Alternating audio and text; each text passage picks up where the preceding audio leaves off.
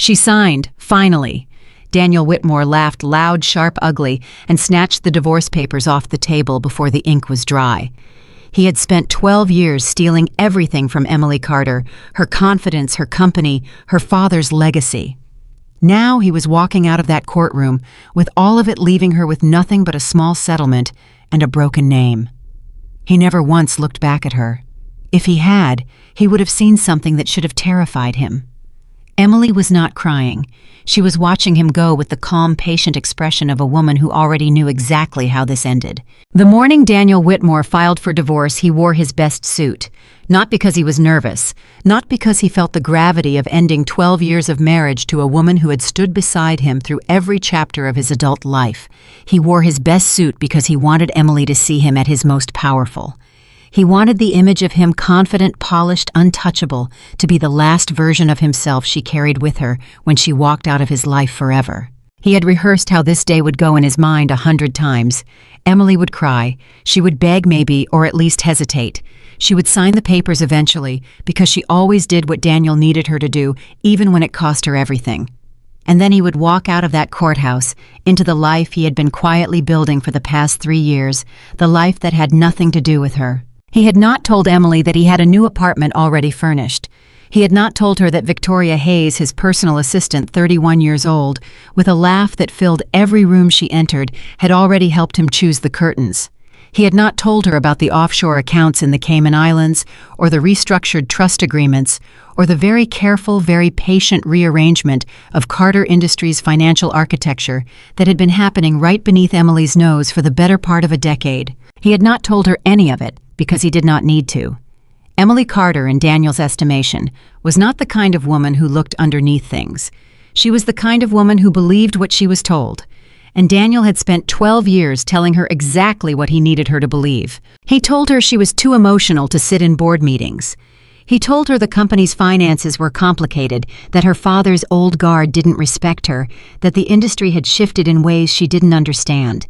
He told her gently, sympathetically, with his hand on her shoulder and his eyes full of manufactured concern, that the kindest thing he could do for her was to handle everything himself.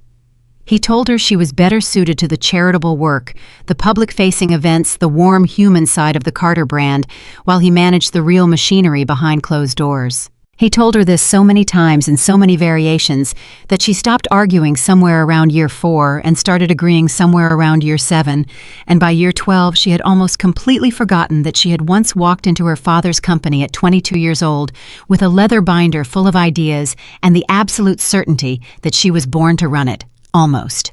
There was still something in Emily Carter that Daniel could not reach. Something quiet and stubborn and buried so deep beneath everything he had layered on top of it that he had mostly stopped noticing it was there. He had stopped noticing it the way you stop noticing a sound that has been in the background so long it becomes part of the silence. He would remember that mistake for the rest of his life. But this morning, standing in front of his bathroom mirror, adjusting his tie, he was not thinking about mistakes. He was thinking about freedom. I was thinking about Victoria and the trip to the Amalfi Coast they had planned for September. He was thinking about the restructured board vote scheduled for the following month, the one that would formally consolidate his authority over Carter Industries, now that the marriage and the complicated trust clauses that came with it would be legally dissolved. He was thinking about the clean, unobstructed future that began today, the moment Emily signed her name to the bottom of those papers and removed herself from his story permanently. He allowed himself one small smile in the mirror. Then he drove to the courthouse. Emily was already there when he arrived. She was sitting in the hallway outside the courtroom on a wooden bench, wearing a gray dress that was not quite formal and not quite casual, and she was looking at her hands. Not at her phone, not at the door, not at the people moving around her. Just at her hands, the way someone looks at something familiar that has recently become strange. Her attorney, a woman named Rosalind Park, sat beside her with a briefcase on her lap and the expression of someone who had been in rooms like this so many times that the gravity had worn smooth. She was saying something to Emily in a low voice, and Emily was nodding, and Daniel watched the two of them for a moment before Emily looked up. Their eyes met. Daniel expected something. He was not sure what sadness maybe, or the trembling around the mouth that he had learned to recognize over 12 years as the precursor to Emily losing her composure. He expected her to look the way she had looked when he had first told her he was filing, like something had been cut out of her. She did not look that way. She looked at him steadily, and she nodded once, and she looked back down at her hands. Something about that made Daniel's jaw tighten in a way he could not immediately account for. He dismissed it. He crossed the hallway, exchanged a few clipped words with his own attorney, Mitchell Crane, a sharp, well-compensated man from a firm that had been handling Daniel's private legal matters for 6 years, and then the bailiff called them in. The courtroom was small and overly lit and smelled faintly of industrial cleaning fluid. Judge Michael Reynolds was already seated, a broad-shouldered man in his 60s with reading glasses perched at the end of his nose, and the particular stillness of someone who had been listening to other people's worst days for 30 years and had stopped being surprised by any of it. The proceedings began. Mitchell Crane presented the settlement terms with the smooth efficiency of a man who knew the terms were already agreed upon. Emily's attorney raised 2 procedural objections, both of which were noted and dismissed.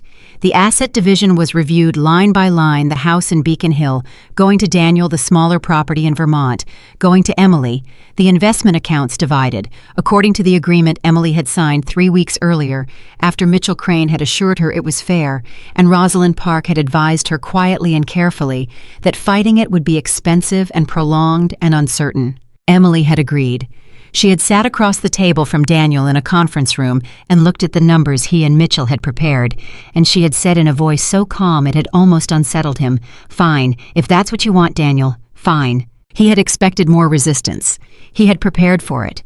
He had a second set of documents ready, a more adversarial approach, the kind that involved depositions and forensic accountants and things Daniel absolutely did not want anyone looking at too carefully.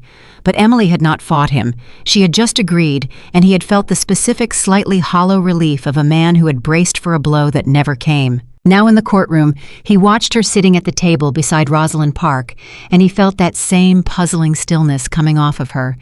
She answered the judge's questions clearly and without hesitation. She did not cry. She did not look at him with the expression of a wounded woman, the expression he had been in some part of himself prepared to feel guilty about. She just sat there, composed, and waited for it to be over. Judge Reynolds walked through the final terms. He asked both parties if they understood and accepted the settlement. Both said yes. He reached for the document. He looked at Daniel. "Mr. Whitmore, if you're ready." Daniel picked up the pen, and he smiled. He could not help it. The smile came from somewhere below thought, from the place where the relief and the victory and the clean beginning all lived together, and he knew he should not be smiling in a courtroom while dissolving his marriage, but he also did not particularly care. He clicked the pen once, a small, sharp sound in the quiet room, and he signed his name with a flourish that was entirely unnecessary, the signature of a man who believed he was signing the first page of the rest of his life. He set the pen down. He leaned back slightly in his chair, and he glanced at Emily just once, just for a moment, with the expression that said without a single word that this was the most complete version of winning he had ever felt. Emily looked at him. Her face was still. Her hands were still in her lap, and then she looked away from him back to the judge, and she said nothing at all. Judge Reynolds looked down at the document. He initialed the bottom of each page with the methodical certainty of a man who had signed hundreds of these. He reached the final page. He was about to speak, to say the words that would dissolve the marriage of Daniel and Emily Whitmore and release Daniel into the gleaming future he had engineered, when the door at the back of the courtroom opened. A court clerk walked in. She was young, maybe mid-20s, carrying a large manila envelope sealed with red wax and stamped with a notation Daniel could not read from his position at the table. She walked to the clerk of court, who accepted it, examined it briefly, and then stood and carried it to Judge Reynolds. Judge Reynolds looked at the envelope. He looked at it for longer than Daniel would have liked. Then he removed his reading glasses and exchanged them for a different pair from his breast pocket, the kind people wore when they needed to read very small print, very carefully, and he said, "Counsel, I need a moment." Mitchell Crane straightened in his seat. "Your Honor, the settlement terms have been fully agreed upon by both parties. I'm not sure what—" "I said I need a moment, Mr. Crane." Mitchell Crane stopped talking. The courtroom was very quiet. Judge Reynolds examined the envelope from several angles, read the notation on the outside, and then looked up at both tables with the expression of a man who had just encountered something he did not expect, but was fully prepared to deal with. "This," he said, holding the envelope slightly aloft, "has been filed with this court under the authority of the Carter Family Trust, executed originally under the name of Thomas Allen Carter, and marked for presentation upon the legal dissolution of the marriage between Daniel Whitmore and Emily Carter Whitmore." He paused. It appears that the estate of Thomas Carter anticipated this proceeding. The silence that followed was so complete that Daniel could hear the hum of the lights overhead. "What is that?" Daniel said. His voice was steady. His voice was always steady. "Mitchell, I don't know," Mitchell said quietly. He said it in the voice of a man who had just discovered a step was missing from a staircase he had been confidently descending. "Your Honor, I would like to understand the nature of—" "You'll understand it when I read it," Judge Reynolds said. He opened the envelope. Daniel turned to look at Emily. She was not looking at the judge. She was not looking at the envelope. She was looking at Daniel. Calm, steady, and there was something in her eyes that he had not seen in so long he almost could not name it. It was certainty. Not the brittle, performed certainty of someone trying to appear unafraid, the real kind, the kind that came from knowing something the other person did not know yet. Daniel's chest contracted.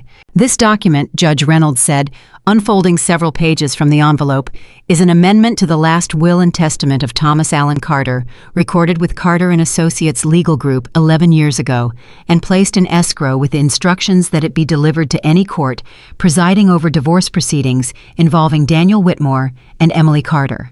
He looked up over his glasses. Thomas Carter filed this amendment 4 months before his death. The blood drained from Daniel's face. He thought of Thomas Carter. He thought of the man's steady eyes, the way he had looked at Daniel across a dinner table 9 years ago, without hostility, without accusation, with just that particular quiet that Daniel had always interpreted as acceptance, and now understood with the cold clarity of a man watching a door swing open on a room he had assumed was empty, was something else entirely. It was patience. Thomas Carter had been patient. "The amendment reads as follows," Judge Reynolds said. He settled his glasses more firmly on his nose and began. The room listened. Daniel sat very still. The document was not long. Thomas Carter had been a man who believed in plain language, and his attorney had apparently shared that belief because what Judge Reynolds read was direct and unambiguous and landed in the courtroom with the quiet force of something that had been built to last. The amendment stated that Daniel Whitmore had been permitted during his marriage to Emily to exercise operational authority over Carter Industries under the terms of the family trust. That permission, the document stated, was conditional. It was conditional upon his fidelity to Emily Carter as her husband. It was conditional upon his honest stewardship of Carter Industries' assets. And it was conditional upon his acting at all times in the interests of the Carter family legacy rather than his own. If any of those conditions were violated by documented evidence of infidelity, by financial misconduct, or by actions taken against Emily's interests during the marriage, then every voting share, every operational authority, every benefit extended to Daniel Whitmore through the Carter Family Trust would immediately revert to Emily Carter. Immediately. Not upon legal determination, not upon a court order. Immediately by the terms of the trust itself, activated by the filing of divorce proceedings under conditions of misconduct. The trust executor, Judge Reynolds continued, submitted this document accompanied by a preliminary report from a financial forensics firm retained by the Carter estate 18 months ago. He looked up again, this time directly at Daniel. That report identifies irregularities in Carter Industries' financial records beginning approximately 7 years ago. Mitchell Crane's hand found Daniel's arm under the table. His grip was firm. It was the grip of a man communicating without words that Daniel should not speak. Daniel could not have spoken if he tried. "Your Honor." Rosalind Park stood. Her voice was the voice of a woman who had been waiting a very long time for this particular moment. "The Carter estate has also asked me to inform the court that Emily Carter Whitmore has in her possession additional documentation relevant to the trust amendment." She reached into her briefcase, including a series of recorded conversations and financial records that corroborate the findings of the forensics report. Daniel's world tilted. Not metaphorically. The room actually seemed to shift slightly around him, the floor, undependable, the walls too close, the lights too bright. He gripped the edge of the table and tried to find something solid to think about. Victoria. He thought of Victoria. He thought of texting her, of calling her, of the conversation they had planned for tonight over dinner at the restaurant. They both loved the one where he was going to tell her that it was done, it was finally done, and their life could begin. He thought of the offshore accounts, the numbered ones, the ones that Mitchell had specifically told him were untraceable. He thought of Thomas Carter's quiet eyes watching him across a dinner table 9 years ago, patient as stone. "Mr. Whitmore," Judge Reynolds said. Daniel looked up. The judge was looking at him with the expression of a man who had reached the end of his patience with theater and wished to get to business. "I'm going to need you and your counsel to remain in this courtroom." He set the document down on his desk with a deliberateness that carried its own kind of finality. "There are a number of matters we need to address." Mitchell Crane was already leaning toward Daniel, already speaking in a rapid, controlled whisper, already pivoting to the next move with the instincts of a man who had built a career on finding exits.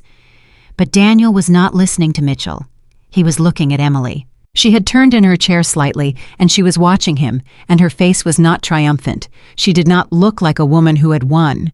She looked like a woman who had finally been allowed to put down something very heavy that she had been carrying for a very long time. She looked, in fact, like the woman he had first met at a Carter Industries board reception 14 years ago, before he had gone to work on her, before he had spent a decade rearranging her understanding of herself into something smaller and more manageable. She looked like herself. And Daniel understood in the specific and terrible way that people understand things when it is already too late to do anything, with the understanding that he had made the most catastrophic error of his life. Not the offshore accounts, not the falsified reports, not Victoria Hayes or the Amalfi Coast reservations or the restructured board vote. The catastrophic error was simpler than all of that. He had believed that Emily Carter was who he had made her into. He had looked at the woman he had spent 12 years diminishing, and he had seen the diminishment and mistaken it for the woman. He had not seen the thing underneath. He had not seen Thomas Carter's daughter. And Thomas Carter, patient and quiet and absolutely certain in the way of a man who had built something real and intended for it to outlast him, had seen everything. Judge Reynolds picked up his gavel, not to use it, just to hold it the way judges sometimes held things when they wanted the room to understand that the next phase of proceedings was about to begin, and it would look very different from the one that had just ended. "We'll take a 30-minute recess," he said, "and then we will be discussing the matter of Carter Industries in considerable detail." Mitchell Crane stood. His face was professionally neutral, the practiced blankness of an expensive attorney managing a situation in real time. "Your Honor, my client will of course cooperate fully with—" "Your client," Judge Reynolds said without looking up from his desk, "should probably let you do most of the talking from here on." The gavel came down once clean and final. The bailiff called the recess. Daniel sat in his chair and did not move. Around him the room filled with the quiet, controlled motion of people who had things to do. Clerks gathering papers, attorneys conferring. Rosalind Park, leaning close to Emily and saying something that made Emily nod once decisively, with the nod of someone who has just been confirmed in a decision they made a long time ago. Daniel looked at his hands, the hands that had signed the papers 20 minutes ago, with a flourish, the signature that was supposed to be the beginning of his freedom. He understood now what it actually was. It was the beginning of the unraveling. And Thomas Carter, 11 years dead, had written the first line of it in plain language, sealed it in red wax, and waited for the precise moment when Daniel Whitmore, overconfident and careless, and finally certain that he had won, would walk directly into it. The pen was still on the table in front of him. Daniel stared at it. Outside the tall, narrow windows of the courtroom, it was a clear and ordinary morning. Somewhere across the city, Victoria Hayes was probably still in the apartment, probably drinking the coffee he had bought her before he left, probably looking at her phone and waiting for the message that would tell her it was done. She was going to be waiting a long time. Mitchell Crane touched his arm. "Daniel, we need to talk, right now." Daniel looked up at his attorney. Mitchell's face beneath the professional composure was the face of a man who had just realized that the case he believed he had won was in fact a very different case entirely. One with dimensions he had not accounted for, prepared by people who had been preparing for years. "How much," Daniel said quietly, "do they have?" Mitchell Crane was a man who did not flinch at hard questions. He had been asked hard questions in bad rooms for 30 years, but he flinched at that one, and in the flinch, Daniel had his answer. They had enough. They had more than enough. They had the kind of enough that Thomas Carter, methodical and far-sighted and absolutely unwilling to leave his daughter unprotected, had spent the last months of his life assembling with care. Daniel sat with that. The courtroom doors were closed. The bailiff stood by the far wall. Emily and Rosalind Park had stepped out into the hallway, and through the heavy wooden door, Daniel could hear nothing of their conversation, only the faint sound of voices that had the quality of people who were not panicking. Daniel thought about the smirk, the one he had worn when he signed the papers. I thought about how Emily had watched him wear it, and how she had looked back at the judge without expression, and how he had interpreted her composure as submission, when it was in fact something so different that the two things shared almost nothing except their silence. "Mitchell," he said. "Yes." When Thomas Carter filed that amendment, he stopped, started again. "Did anyone, was there any indication that he—" "No," Mitchell said. Flat, definitive, the voice of a man closing a door he wished had never been opened. "There was no indication. He never said anything to me. He was—" Daniel stopped again. "Quiet," Mitchell said. "Yes, I know. Quiet." The words settled over Daniel like something cold. Thomas Carter had been quiet. For 9 years, from the first dinner where he had met Daniel Whitmore, through the wedding, through the first board meetings, through the years of subtle erosion. Thomas Carter had been quiet, and Daniel had been so certain that the quiet was deference.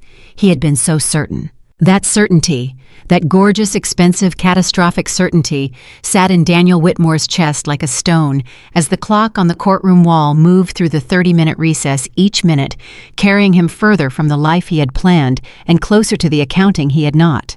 And across the hall, in a small waiting area, with uncomfortable chairs and a window that looked out over a parking lot, Emily Carter sat with her attorney and said very little. She looked at her hands again, those still steady hands, and she thought about her father. She thought about the last conversation they had ever had 3 weeks before he died, when he had held her hand and said in that quiet, direct way of his that always made her feel like the most important person in any room. "Emmy, I have taken care of something for you. You won't know you need it until you need it, but when you need it, it will be there." She had not known what he meant. She had thought at the time that he might be talking about money, or the house, or the company shares. She had not understood until Rosalind Park had contacted her 14 months ago with a name, a forensic financial firm retained by the Carter estate executor, and a question. "Emily, how much do you actually know about what has been happening inside Carter Industries for the past 7 years?" The answer, it turned out, was very little. But the estate knew considerably more. And what the estate knew was documented, verified, time-stamped, and sealed in red wax inside a manila envelope that had been waiting in an escrow account for exactly the moment that Daniel Whitmore, certain of his victory, walked into a courtroom to collect it. Emily had spent 14 months working with Rosalind and the forensics team and the estate executor, quietly and carefully building the full picture of what Daniel had done. She had read the reports at night alone in the Vermont house she now lived in. She had read them with the steady deliberateness of a woman who was not in shock because she had, at some point in the middle of year 9 or 10 of her marriage, begun to understand that something was very wrong, even if she did not yet know exactly what. She had been told she was too emotional. She had been told she was too inexperienced. She had been told in countless small and patient ways that her instincts were not to be trusted. But instincts, it turned out, were difficult to kill entirely. And Thomas Carter's instincts, the instincts of a man who had built an empire on his ability to read people, had been considerably harder to kill than that. His instincts, in fact, were still very much alive. They were sitting in a manila envelope in the hands of Judge Michael Reynolds, who was in his chambers drinking coffee and reviewing the forensic report with the focused attention of a man who understood that the next phase of this proceeding was going to be considerably more complicated than the one he had prepared for this morning. When the bailiff knocked on the door of the waiting area and said it was time to go back in, Emily Carter stood. She straightened her gray dress. She thought of her father.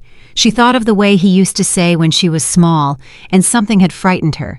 "Stand up straight, Emmy. The thing you're afraid of is always smaller than it looks." She walked back into the courtroom, and the second chapter of what Daniel Whitmore had set in motion began. The 30-minute recess felt like 30 years. Daniel sat at the defendant's table with Mitchell Crane speaking directly into his ear, low and rapid, and controlled the voice of a man running through options, the way a pilot runs through emergency procedures methodically without panic, because panic was a luxury neither of them could afford right now. But Daniel was not really listening. He was watching the door at the back of the courtroom, the one Emily had walked through with Rosalind Park, and he was thinking about Thomas Carter. I was thinking about the last time he had seen the man alive. It had been at a hospital. Thomas was already failing by then, the cancer having moved through him with the efficient indifference of something that did not negotiate. Daniel had sat beside the bed and held the old man's hand and said all the right things, the things a devoted son-in-law says to a dying father-in-law, the things that sound like love and are actually performance. He had said he would take care of Emily. He had said the company was in good hands. He had said Thomas could rest easy. Thomas had looked at him. Just looked at him. For a long moment that Daniel had interpreted at the time as the grateful exhaustion of a dying man who was relieved to be leaving his legacy in capable hands. He understood now what that look actually was. It was the look of a man who knew, who had always known, and who had already done something about it. Daniel. Mitchell's hand was on his forearm.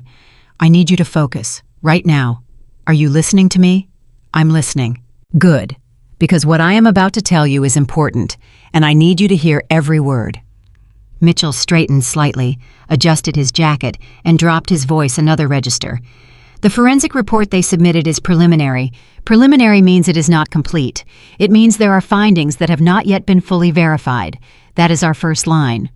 What's our second line? Mitchell paused, just briefly, just long enough for Daniel to feel the ground shift another half-inch beneath him. We're working on the second line, Mitchell said. Daniel looked at him steadily.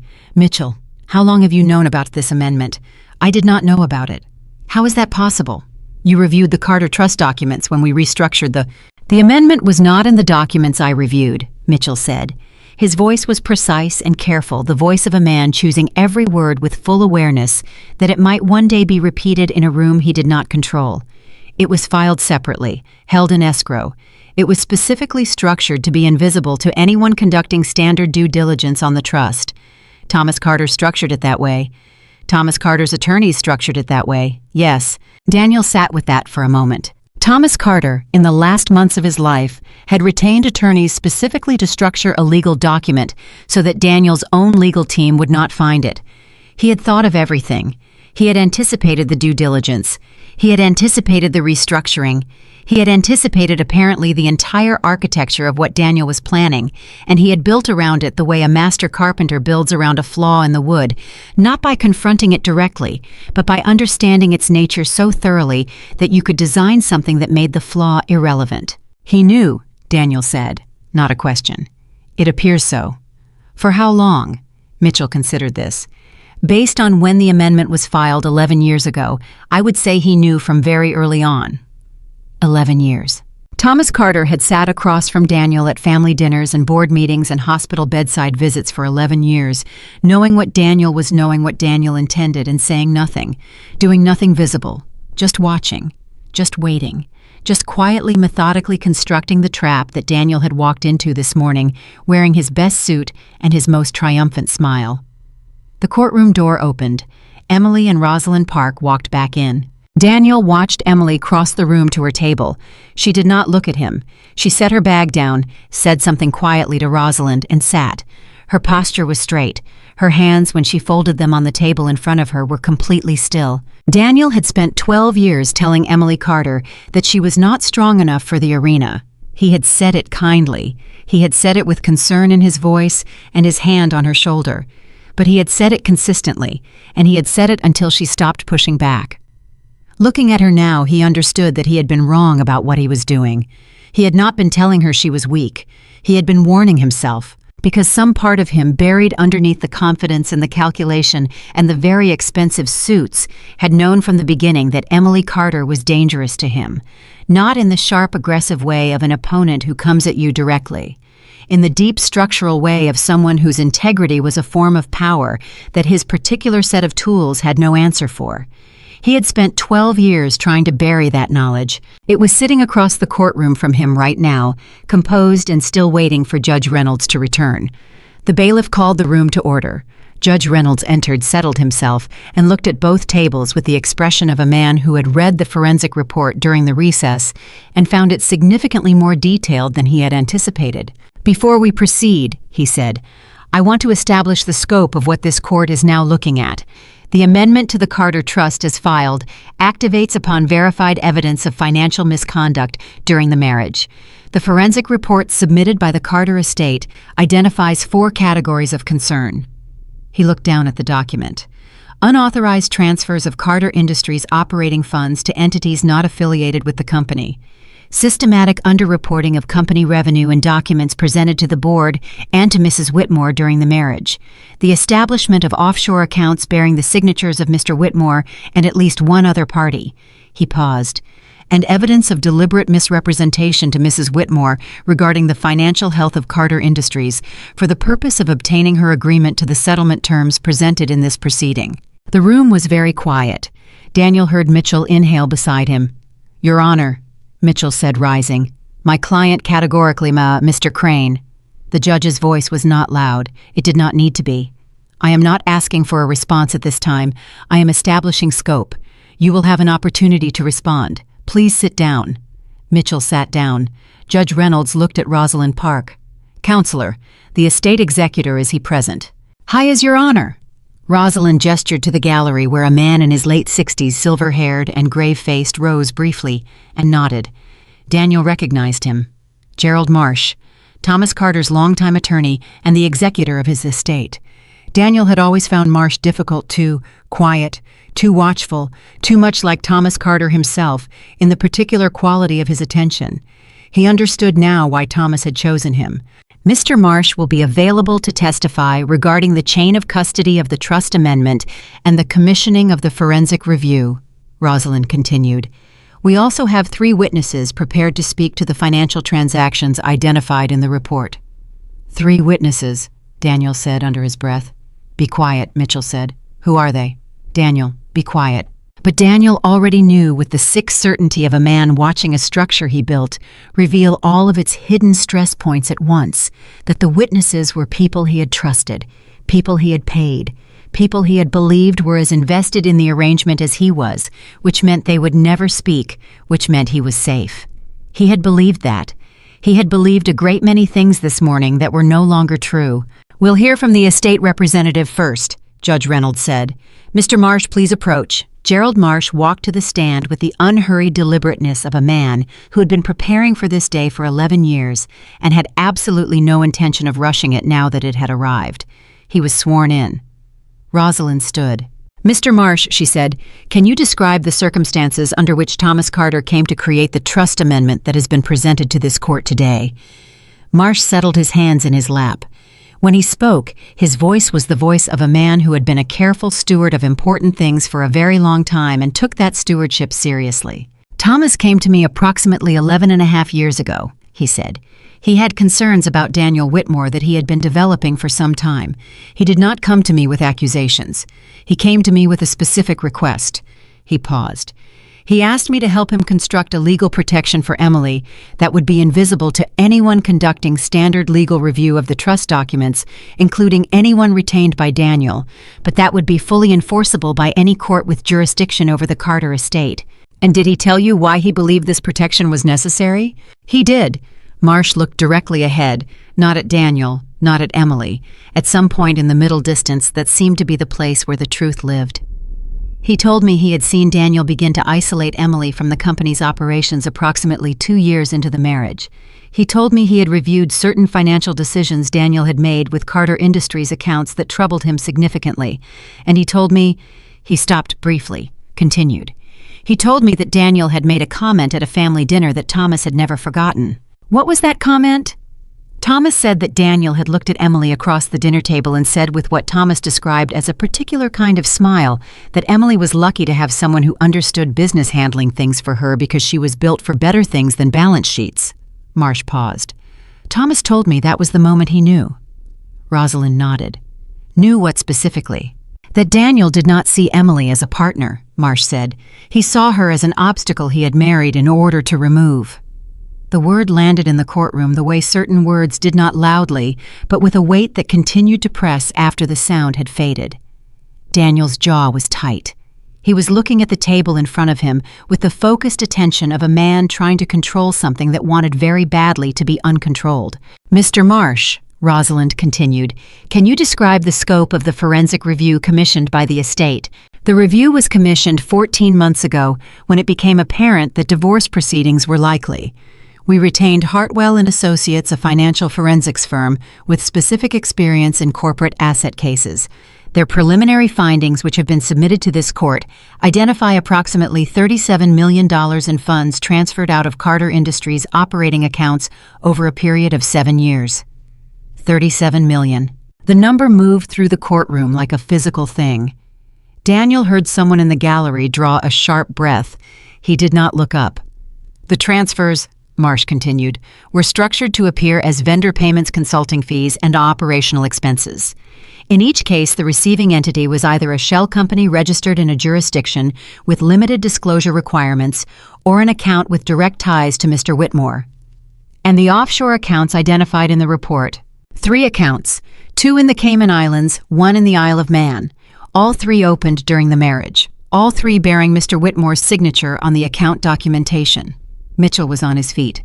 "Your Honor, the defense reserves the right to examine the provenance of this documentation, including the methods by which the forensic team obtained," "Noted, Mr. Crane," the judge said. "You'll have that opportunity. Please continue, Mr. Marsh." Mitchell sat. Marsh looked at his hands briefly, then back up. "There is one additional element of the report I want to draw the court's attention to, because I believe it is relevant to the settlement terms that were under consideration when this proceeding began this morning." Judge Reynolds nodded. "The settlement presented to Emily Whitmore," Marsh said, "valued Carter Industries at approximately $42 million and proposed a 5% ownership stake for her upon dissolution of the marriage. Our forensic review, based on the actual financial performance of the company, the performance that was not reflected in the documents Daniel presented to Emily and her counsel, places the current value of Carter Industries at approximately $280 million. The gallery erupted. Not loudly, this was a courtroom, and there were bailiffs, but the sound of 20 people inhaling simultaneously was its own kind of eruption, a collective recognition of the specific obscenity of the number, the distance between 42 million and 280 million, the chasm of it, the years of deliberate misdirection required to maintain that gap. Emily did not react visibly. She sat with her hands folded and her eyes on Gerald Marsh, and her face the face of a woman who already knew this number because she had spent 14 months sitting with it, turning it over, understanding it in all its dimensions. Daniel reacted. He could not stop himself. His head came up sharply, and for one moment, just one, the professional composure cracked, and what was underneath it was visible, raw and unguarded, and very afraid. Then it was gone. He reassembled his expression into something neutral, but Rosalind Park had seen it, the judge had seen it, and Emily, who had spent 12 years learning to read the difference between Daniel's real face and his performed one, had seen it too. She looked at him steadily for 3 seconds, then she looked away. "Mr. Marsh," Judge Reynolds said once the room had settled, "one more question. The trust amendment, in your assessment as executor, does the evidence presented today meet the threshold required to activate its terms?" Marsh did not hesitate. "In my assessment, yes, unambiguously." "Thank you." Reynolds made a notation on the page in front of him. "Mr. Crane, you may cross-examine." Mitchell rose. He was composed. He was always composed. That was what Daniel paid him for, that composure, that ability to walk into the worst possible version of a situation and find the thread that unraveled it. He had done it before. He was very good at it. He spent 20 minutes with Gerald Marsh probing the forensic methodology, questioning the chain of custody of the trust amendment, pointing out that a preliminary report was not a final determination and that the defense would be retaining its own experts. Marsh answered every question with the measured patience of a man who had anticipated each one and had an answer prepared. Mitchell landed a few points. He was too skilled not to. He established that the forensic report had not yet been peer-reviewed. He established that the offshore accounts, while bearing Daniel's signature, had not been definitively proven to contain Carter Industries funds, specifically as opposed to Daniel's personal funds. He established that the trust amendment, while legally filed, had not yet been subject to challenge. They were real points. They were also, Daniel understood with growing clarity, the kind of points that won battles and lost wars. They were procedural handholds in a building that was coming down. When Mitchell returned to his seat, he leaned toward Daniel and said quietly, "We have room to work with. This is not over." Daniel looked at him. "Who are the three witnesses?" he asked. Mitchell's expression shifted, almost imperceptibly, but Daniel caught it. "Mitchell, who are they?" A pause.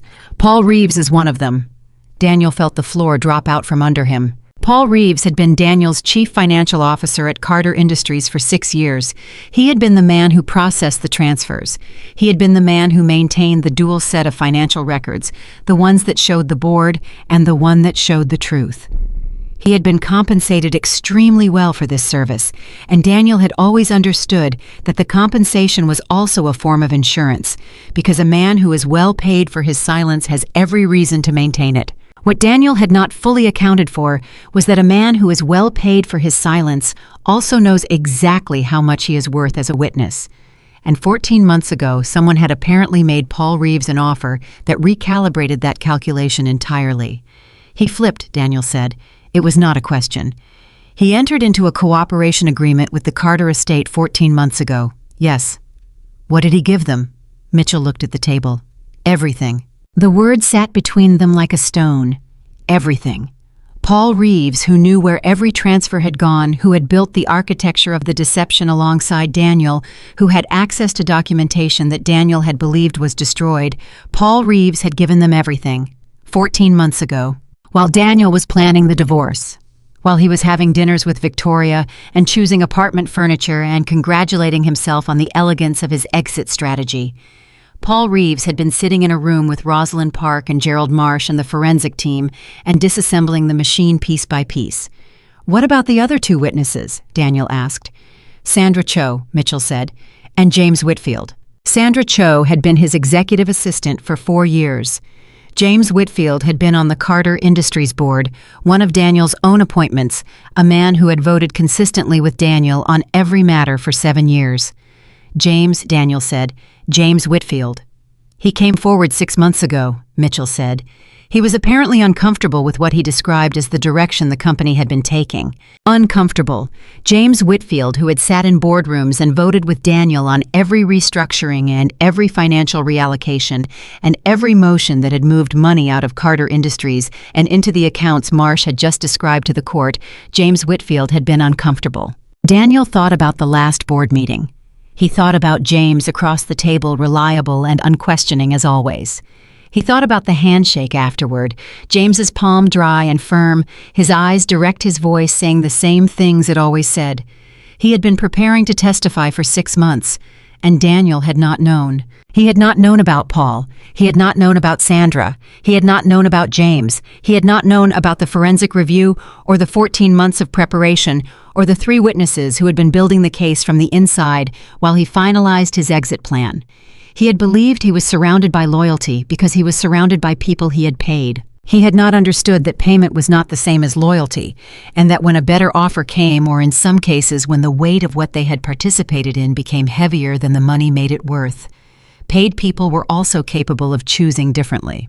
Thomas Carter had understood this. Thomas Carter, who had built his company on the principle that the people around you reflected the kind of leader you were, had understood from the beginning that Daniel's purchased loyalty was the most fragile possible foundation for the empire he was trying to build. And so he had waited. He had waited for the loyalty to crack. He had waited for someone inside the machine to get tired or scared, or simply to reach the point where what they knew felt too heavy to keep carrying. He had set up the conditions through Gerald Marsh, through the forensic firm, through the carefully worded trust amendment that made cooperation with the estate the only rational choice for anyone who wanted to avoid being on the wrong side of the legal reckoning for that cracking to happen. And it had.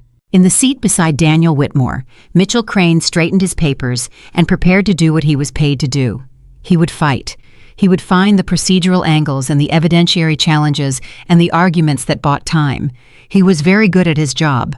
But Daniel looked across the courtroom at Emily Carter, sitting with her hands folded and her face composed, and her father's 11 years of patient, invisible, meticulous protection arrayed around her like something structural, like the bones of a building, and he understood something that Mitchell's skills could not change. He had walked into this courtroom this morning believing the story was already over. Emily's father had known better.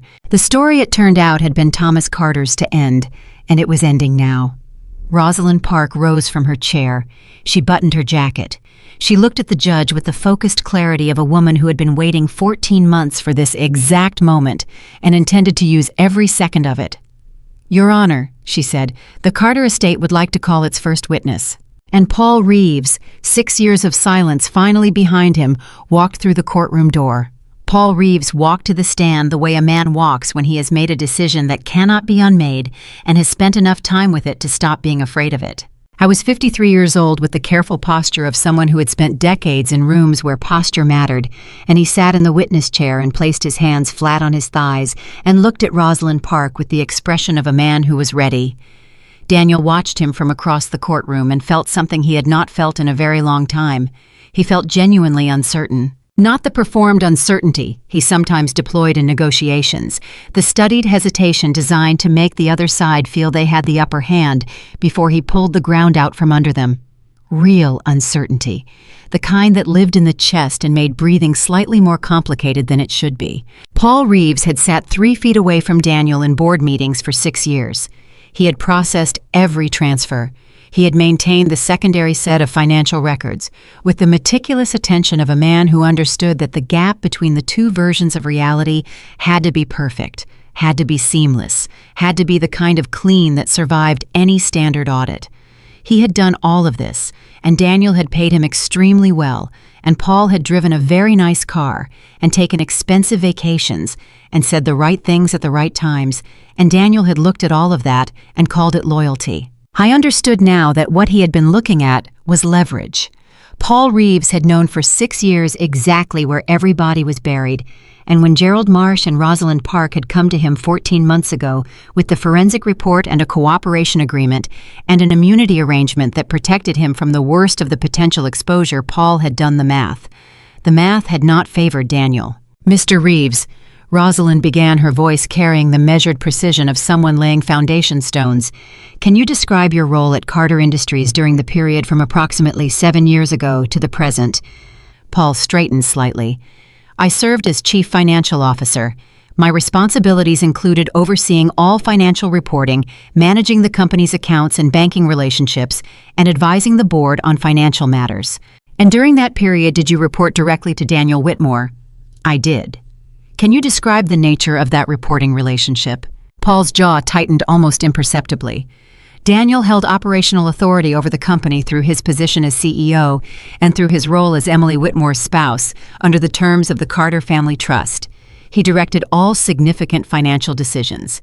My role was to implement those decisions and to ensure the financial records reflected. He stopped, started again. To ensure the financial records were structured as Daniel required. Rosalind let that hang in the air for exactly the right amount of time. "When you say structured as Daniel required, can you be more specific?" "Daniel maintained 2 sets of financial records," Paul said. His voice did not waver. One set was the official record presented to the board, to Emily, and to external auditors.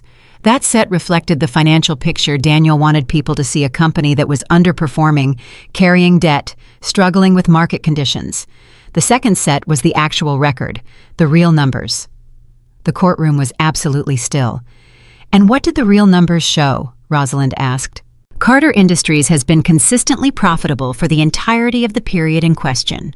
Revenue growth averaged 11% annually. The company's asset base grew from approximately $140 million to what our internal projections showed as approximately $275 million at the time I left the company." $275 million. Yes. And Emily Whitmore was told the company was worth approximately $42 million. That is correct. Rosalind walked to her table, picked up a bound document, and carried it to the witness stand. "Mr. Reeves, I'm showing you what has been marked as Exhibit 14. Do you recognize this document?" Paul took it. He did not need to examine it carefully. He had prepared it. Yes, this is the secondary ledger, the real financial record for Carter Industries covering the 7-year period identified in the forensic report. And this document, where was it maintained? On a private server, encrypted, Daniel-controlled access. I maintained a copy as, he paused, as insurance. That word insurance moved through the room like a current. Mitchell was on his feet instantly. Objection, Your Honor. The witness is characterizing his own behavior in a self-serving manner that overruled, Judge Reynolds said. The witness may continue. Paul looked at Mitchell briefly. Then he looked back at Rosalind. I maintained a copy because I understood at some level that the arrangement I had entered into with Daniel was not sustainable, and I wanted protection. Protection from what? From being the one left holding the evidence when it finally came apart. A pause. It always comes apart. Across the courtroom. Daniel felt Mitchell's hand press firmly on his forearm. A warning. He had been leaning forward without realizing it, his body responding to the testimony with an instinctive forward pitch, the posture of a man about to argue, about to object, about to do something to stop the words coming out of Paul Reeves's mouth. He forced himself back in his chair. He made his face neutral. He was very good at making his face neutral. It was harder than it had ever been. Mr. Reeves, Rosalind continued, let's discuss specific transactions. The forensic report identifies a transfer of $4.2 million on March 14th, 7 years ago. Can you describe that transaction? That was the first major transfer, Paul said. He did not need to consult notes. These numbers had been living in his memory for 7 years, occupying the particular space that guilt occupies, the space that never quite empties. The funds were transferred from Carter Industries' primary operating account to a vendor account under the name Meridian Consulting Group. And what was Meridian Consulting Group? A shell company, registered in Delaware. The sole beneficial owner was Daniel Whitmore. A sound from the gallery, not loud, but present. So Carter Industries paid $4.2 million to a company owned by Daniel Whitmore under the guise of consulting fees. Yes. Was any consulting performed? Paul looked directly ahead. No. Rosalind nodded. She moved to the next transaction, and the next. She walked Paul Reeves through 11 separate transfers over 7 years. Each one documented, each one explained, each one, landing in the courtroom with the cumulative weight of a structure being built from evidence rather than accusation. 11 transfers, $37 million.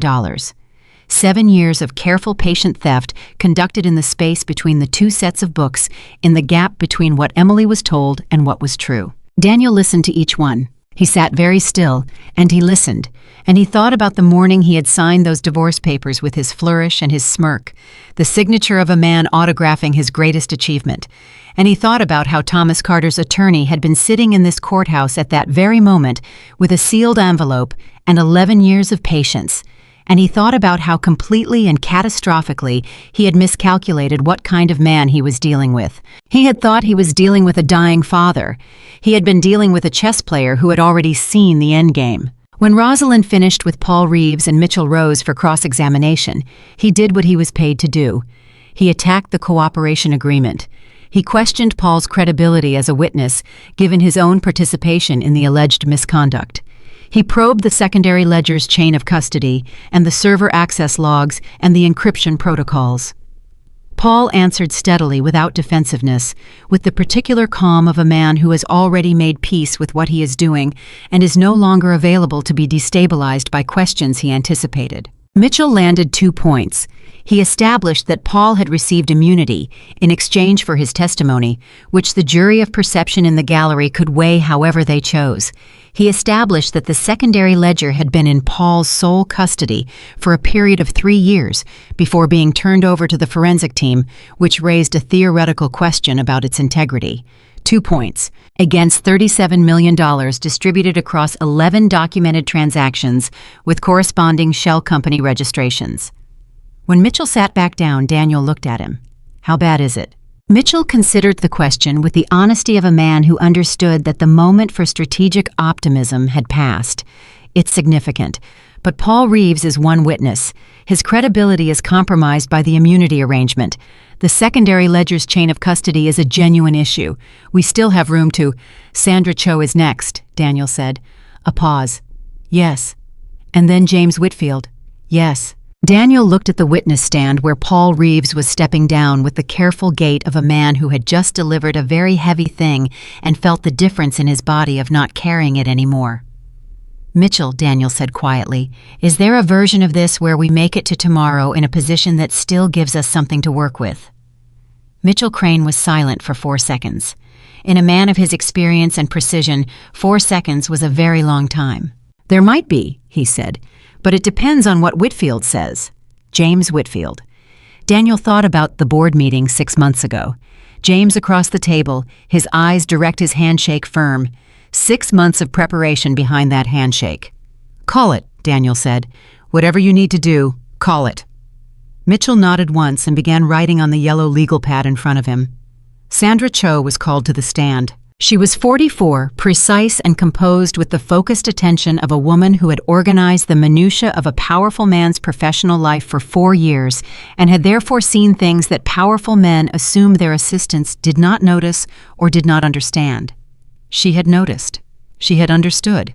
And for 4 years she had said nothing, because the salary was exceptional, and because the alternative saying something to whom about what, with what proof had seemed more frightening than the silence. Rosalind Park was methodical and patient with Sandra, the way she had been with Paul building the picture transaction, by transaction, conversation by conversation. Sandra had been present for discussions between Daniel and Mitchell Crane about the offshore accounts. She had booked travel for Daniel and Victoria Hayes on at least 14 separate occasions while Daniel was still married. She had been directed by Daniel to intercept and redirect certain financial correspondence before it reached Emily's desk. That last one produced the sharpest reaction from the gallery. Correspondence from Carter Industries board members, from the company's primary banking partner, from the estate executor's office, letters and emails and documented inquiries addressed to Emily Carter Whitmore as a trust beneficiary, intercepted and redirected by a woman who had been directed to do so by her employer, and who had done it because he had told her it was a legal arrangement, and she had believed him, or had wanted to believe him, which in the end amounted to the same choice. "Did you ever read any of the correspondence you were directed to intercept?" Rosalind asked. Sandra's hands, folded in her lap, tightened slightly. "Some of it, yes." "And did any of that correspondence suggest to you that Emily Whitmore was not receiving accurate information about the financial state of Carter Industries?" "Yes," Sandra said. Her voice was steady. "There was a letter from the board's independent auditor from 5 years ago. It flagged several of the vendor payments as unusual and requested a meeting with Emily directly as a trust beneficiary." She stopped. "Daniel had me send back a response on Emily's letterhead, saying she was satisfied with the existing reporting structure and did not require a meeting." The room absorbed this. Emily at her table did not move. But something in her posture shifted, a very small thing. The kind of shift that happens when a person hears a specific piece of information that fills in a gap they did not know was there, when an absence that has been present so long you stopped noticing it suddenly has a shape, a name, an explanation. A letter from an auditor 5 years ago, an auditor who had noticed, who had reached out to her directly, whose reach had been intercepted by a woman sitting in a witness stand reading the words Emily should have received, sending back a response in Emily's name. For 5 years, Emily had lived with the vague but persistent feeling that something was wrong, that the company she had grown up watching her father build was somehow not the thing Daniel described when he talked about it, that the numbers did not feel right, even when she could not have said exactly why. She had trusted that feeling enough to eventually go to Rosalind Park. She had not known until this moment that an auditor had shared that feeling 5 years earlier and had tried to reach her. She thought about those 5 years. She thought about the board meetings she had been gently encouraged not to attend, the financial summaries she had been handed pre-digested, simplified, stripped of the texture that would have told her what she was actually looking at, the decisions she had been guided away from questioning in the patient, solicitous voice of a man who had everything to gain from her confusion. 5 years. She did not cry. She sat with her hands folded and her face still, and she let the information settle into the place where it belonged. Mitchell cross-examined Sandra with the same methodical skill he had applied to Paul Reeves. He established that Sandra had acted under direction and had not independently sought to deceive Emily. He established that the letter she had described had been one document among thousands processed during her time at the company. He established that her cooperation agreement, like Paul's, created an incentive to characterize events in a way favorable to the Carter estate. Sandra answered his questions directly and without embellishment. She did not attempt to minimize her role. She did not attempt to inflate it. She was a witness giving testimony about what she had seen and done, and she gave it with the straightforward accuracy of a woman who had decided that the only thing left to do was tell the truth cleanly and let the room make of it what it would. When she stepped down, the courtroom had the quality of a room in which many things had been said and were now sitting in the air accumulating. Judge Reynolds looked at the clock. He looked at both tables. "We'll take a 15-minute recess before the final witness," he said. The gavel came down. Daniel did not move. Mitchell was immediately beside him, speaking in the controlled, rapid voice. "James Whitfield's testimony is going to be the most damaging," he said. "He was on the board. He voted on the resolutions. He has direct knowledge of the board's official position versus what the actual financials showed. I need you to prepare yourself for—" "I know what James knows," Daniel said. Mitchell stopped. "Then you know what he's going to say." "Yes." A pause. "Daniel, we need to discuss the possibility of not here." "Then where?" "Because if Whitfield's testimony tracks with what I think it's going to—" "I said not here, Mitchell." Daniel's voice was low and very controlled. "When this recess is over, we go back in, we listen to James, and then we figure out what we're doing next."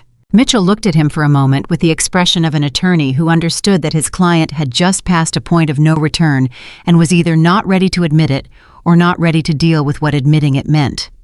Then he nodded and went to make a phone call. Daniel sat alone at the defense table. I was aware with a peripheral kind of awareness that the gallery was occupied by people who were watching him with various degrees of fascination and pity and judgment. He was aware that the court clerks were moving around the room with the purposeful efficiency of people who had things to prepare. He was aware of Rosalind Park at the other table speaking quietly with Emily, the two of them close together, in the way of people who have been through something difficult together and have reached a kind of trust that is different from the trust of ordinary professional relationships. I did not look at Emily. He could feel her in the way you feel a presence that has been at the periphery of your life for so long it has become part of the architecture of how you move through a room. 12 years. He had spent 12 years making himself the center of gravity in Emily Carter's universe, systematically dismantling every other source of certainty she had until he was the primary source of her understanding of herself and the world. It was a very effective strategy. It was the kind of strategy that worked perfectly right up until the moment it collapsed, at which point it collapsed completely because the entire edifice was built on a single point of control. And the single point of control was currently sitting alone at a defense table in a courtroom, listening to the clock on the wall mark the minutes of the recess. He thought about Victoria.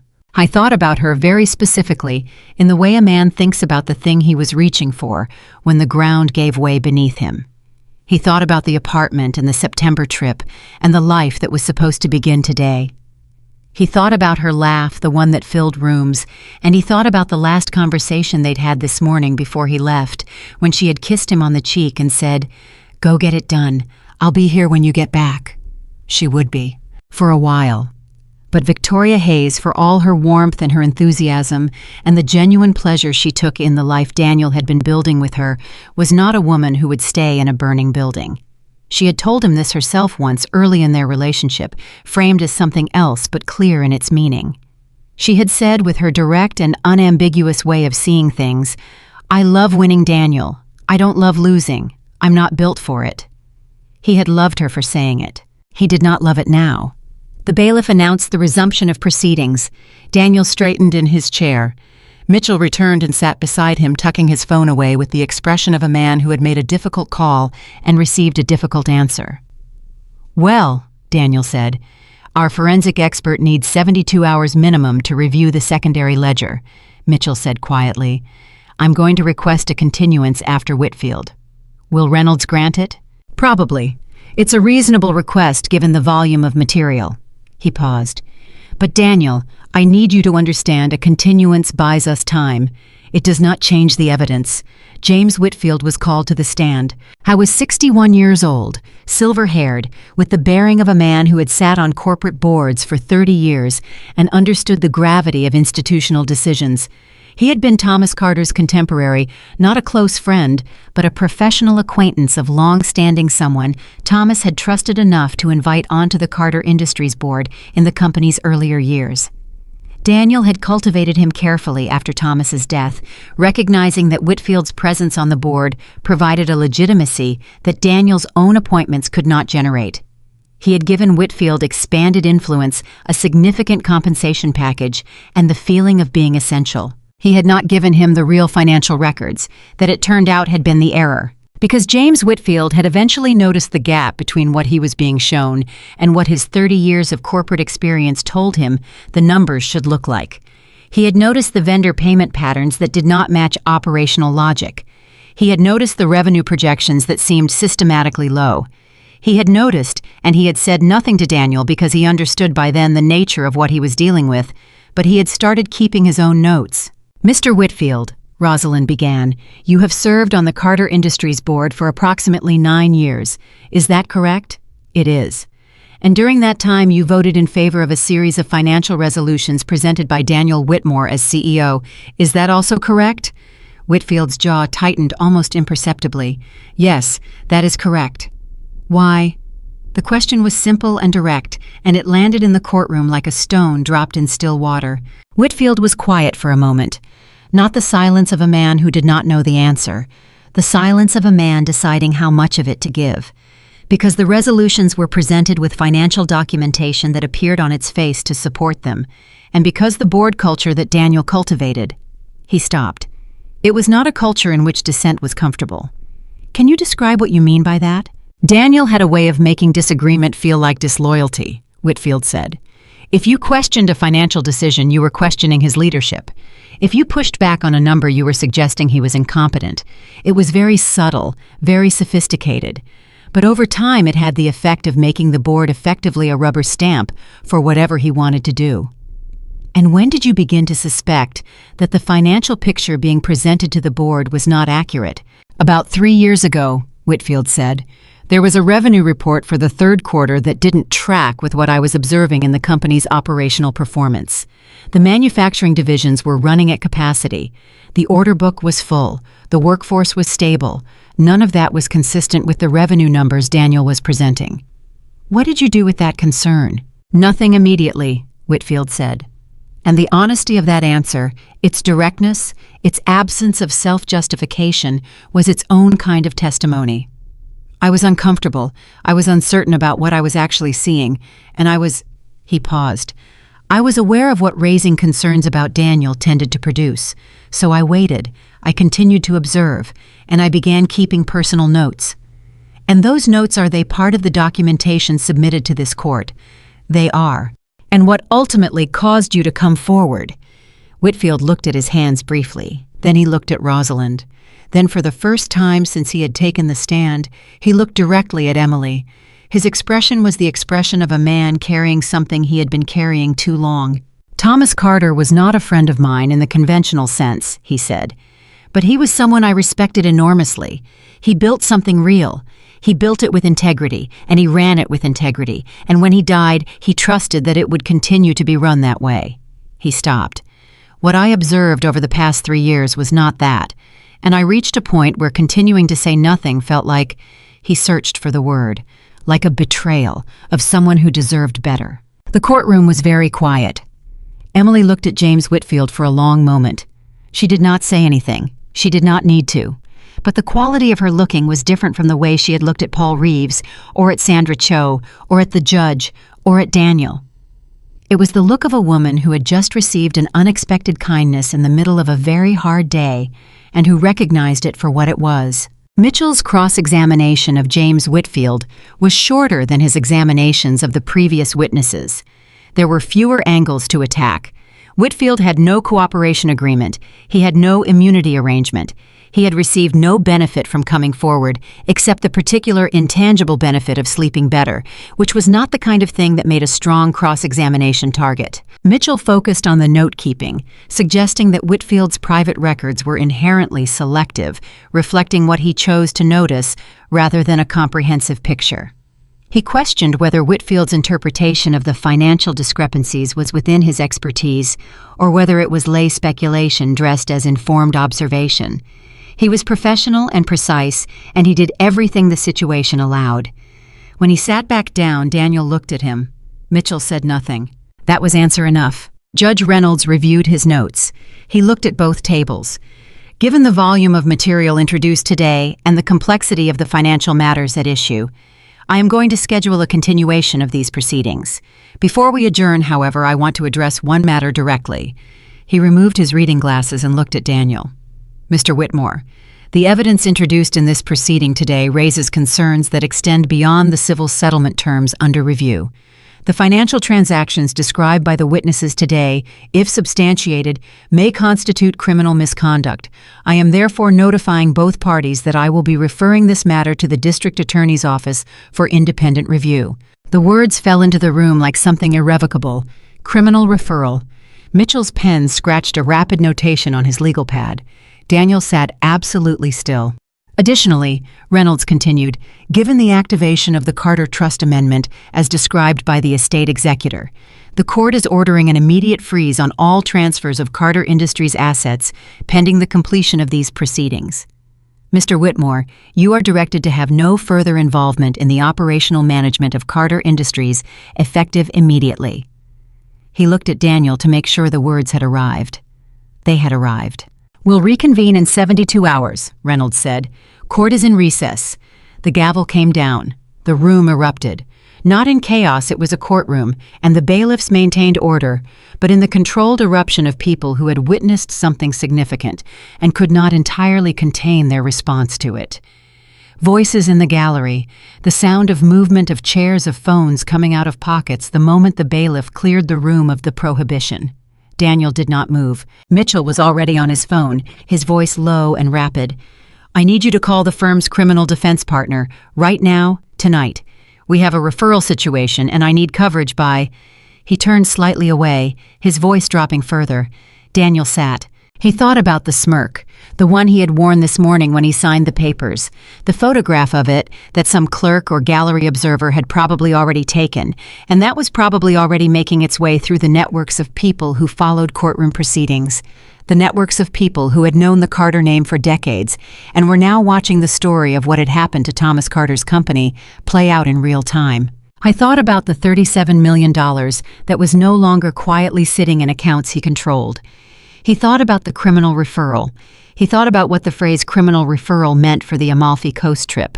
And somewhere across the city, in the apartment with the curtains, Victoria had helped choose a phone, buzzed with a message that Daniel had not sent from a name she did not recognize, containing a link to a news alert that had gone up 40 minutes ago under the headline, Carter Industries Fraud Alleged CEO Ordered Removed from Operations. Victoria Hayes sat on the edge of the bed she had been sharing with Daniel Whitmore for 14 months, and she read the headline and she read it again, and she sat very still.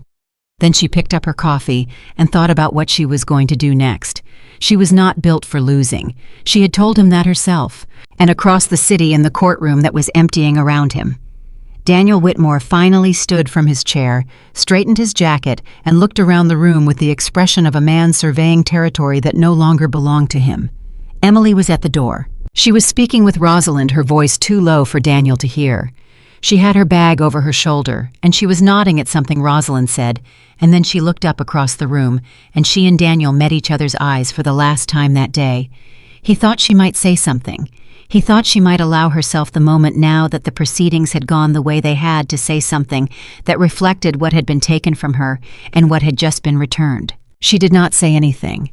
She looked at him for 3 seconds with the steady, clear gaze of a woman who had finished carrying something and put it down and did not intend to pick it up again. Then she turned and walked through the door, and the corridor lights caught her shoulders as she moved, and she looked in that particular quality of light like her father. The 72 hours between the first hearing and the continuation felt to Daniel Whitmore like falling in slow motion. I knew what falling felt like. He had experienced setbacks before, deals that went sideways, negotiations that collapsed, moments where the ground shifted and he had to find new footing fast. He had always found it. That was what he did.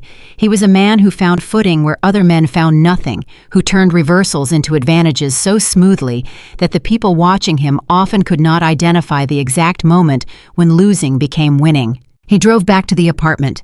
His apartment, the one Victoria had helped furnish, not the Beacon Hill house that was part of the settlement, and that he could no longer access under the asset freeze.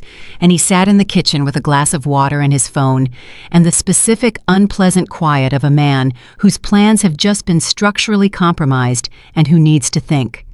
Victoria was not there. Her coat was gone from the hook by the door.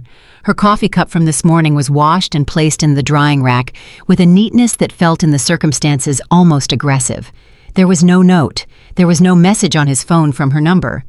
There was a text from Mitchell that said, "Call me when you can," and 3 missed calls from a number he did not recognize that he was fairly certain was a journalist because the news alert had gone up 4 hours ago and the story had been picked up by 2 financial publications and 1 local television station by the time he pulled into the parking structure. He called Mitchell. "How bad is the press?" he said before Mitchell could speak. "Manageable right now," Mitchell said. "The coverage is factual. Alleged fraud, operational removal, criminal referral. No one has the details of the witness testimony yet. That will change when the court transcript is released." "When does that happen?" 48 hours, maybe less. "Daniel, I need you to listen to me very carefully. I've spoken with our criminal defense partner, Patricia Osei. She is very good. She has handled referral situations before, and she knows how to— Is this going to become a criminal case? A pause, the kind of pause that carried its own answer inside it. The referral doesn't guarantee prosecution. The DA's office will review the material and determine whether there's sufficient basis to proceed. That process takes time. Patricia believes we have a window to get ahead of it, but that window is not large and it requires— Mitchell. Daniel's voice was quiet. "Stop managing me. Tell me what you actually think." Another pause. Longer this time. "I think," Mitchell said carefully, "that the evidence is substantial. I think Paul Reeves's secondary ledger, combined with Whitfield's board testimony and Sandra Cho's account of the intercepted correspondence, constitutes a serious evidentiary foundation. I think the criminal referral is not a formality, and I think the 72 hours before we go back in front of Reynolds is not enough time to meaningfully change the trajectory of what happens in that courtroom." He stopped. "But it might be enough time to make decisions that affect what happens after." Daniel understood what Mitchell was not saying.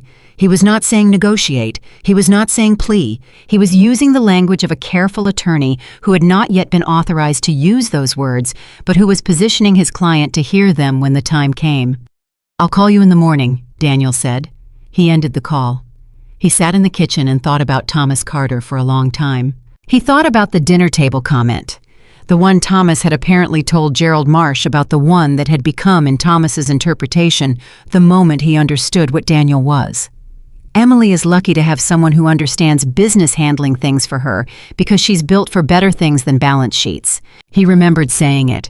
He remembered the specific quality of the evening, the particular satisfaction of being at the Carter family table in a way that felt like ownership, like a rival.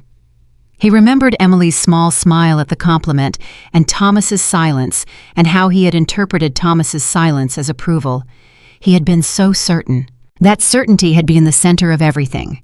Every decision, every calculated move, every patient year of erosion.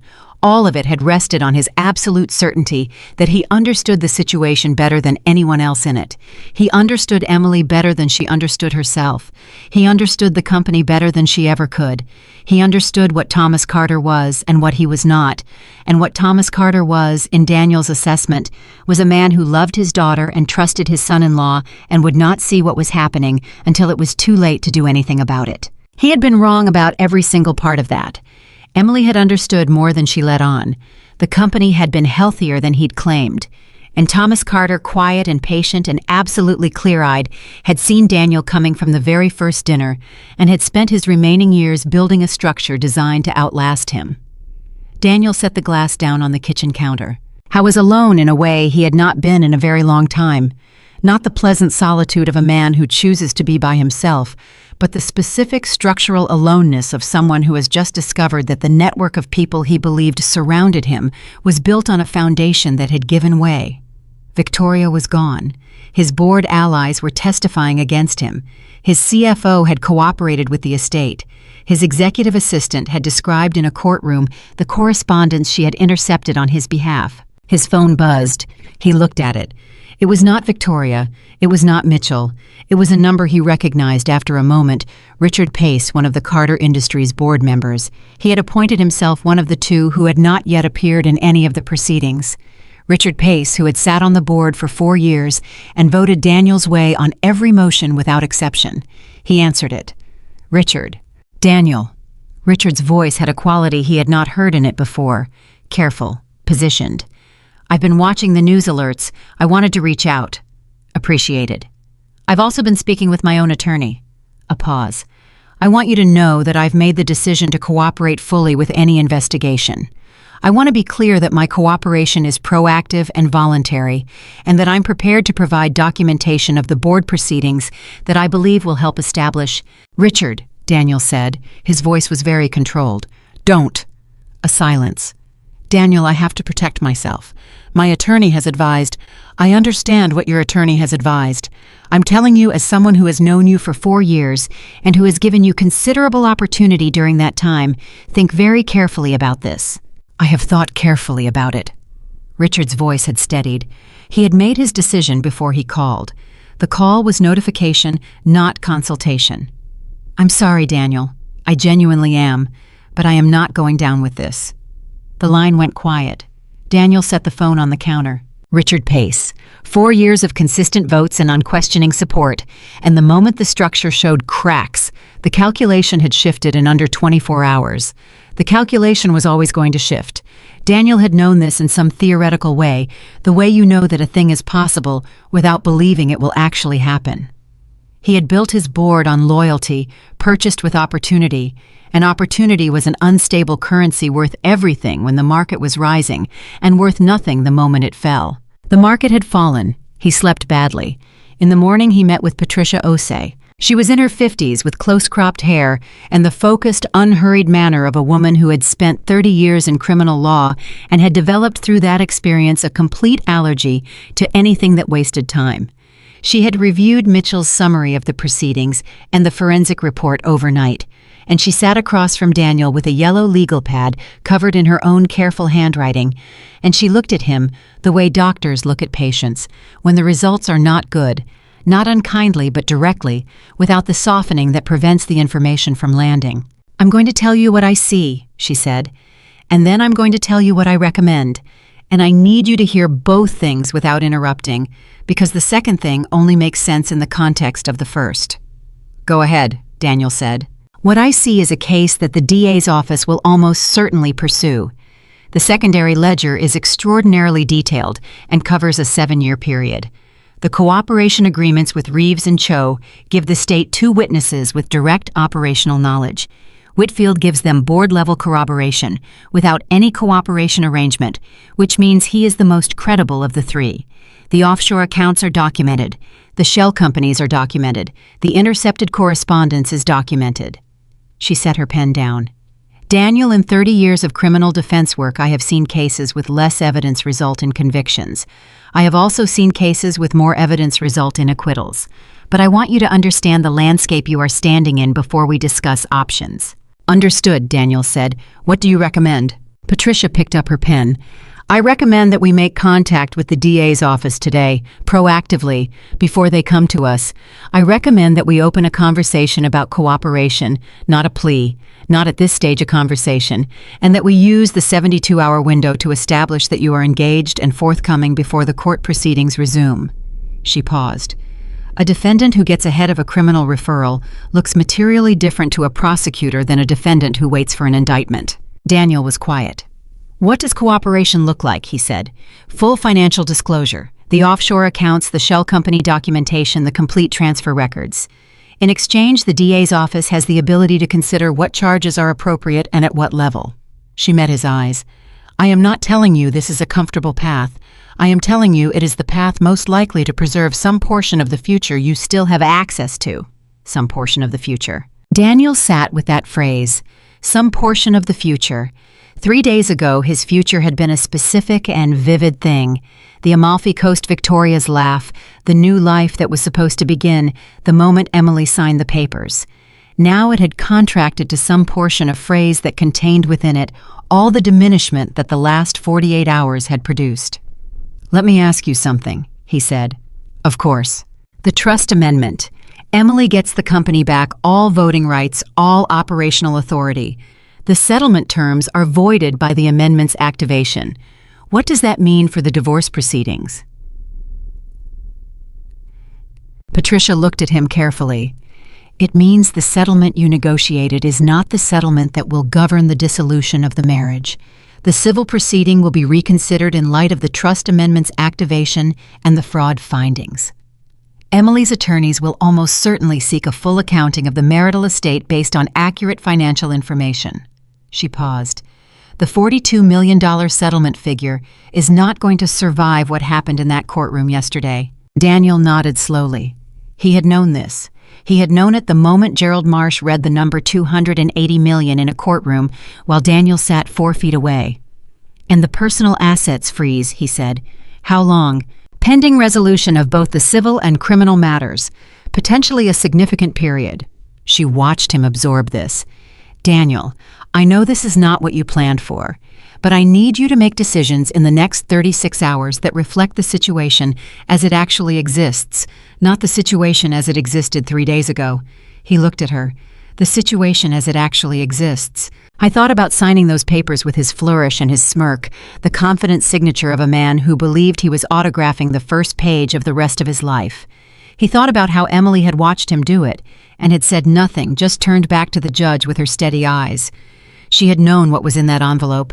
She had known for 14 months. She had sat through the entire settlement negotiation, through the conference rooms and the attorneys and the carefully arranged numbers, knowing that the document in escrow was going to render every one of those numbers irrelevant. She had signed her name to a settlement agreement she knew would be voided. She had let Daniel perform his victory with his pen and his flourish, and she had watched him with the patient, steady expression of a woman who understood that some truths had their own timing and could not be rushed. He had thought her composure was resignation.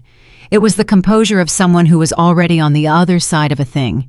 He had read her completely wrong. He had been reading her wrong for 12 years. "Schedule the call with the DA's office," he said, "this afternoon."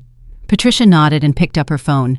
The call happened at 3 in the afternoon in Patricia's conference room with Mitchell present and a junior associate taking notes in a chair by the wall. The assistant district attorney on the other end was a woman named Carolyn Voss, whose voice carried the particular calibration of someone who had been expecting this call and was prepared to have it, but was not going to make it easy. "We appreciate Mr. Whitmore's proactive engagement," she said, with a neutrality that communicated its own set of meanings. "The referral from Judge Reynolds is currently being reviewed. We're not in a position to discuss any specific terms at this stage, but we are prepared to receive documentation." "What documentation would be most useful to your review?" Patricia asked.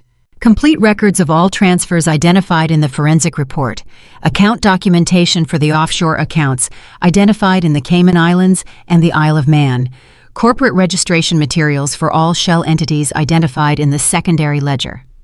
A pause. "And any communications, email, text, documented conversations that bear on the decision-making process behind the transfers." Communications, email and text. Daniel thought about his phone. He thought about the messages between himself and Paul Reeves over 6 years, the careful coded language they had developed for discussions about the transfers language that was ambiguous enough to be deniable in most contexts, but that would not, he understood with sudden clarity, be ambiguous at all to a forensic communications analyst reading them in sequence with full context. "We'll compile the materials," Patricia said. "We'd appreciate that within 48 hours, Carolyn Voss said. "Before the continuation of the civil proceedings if possible." The call ended. Patricia looked at Daniel.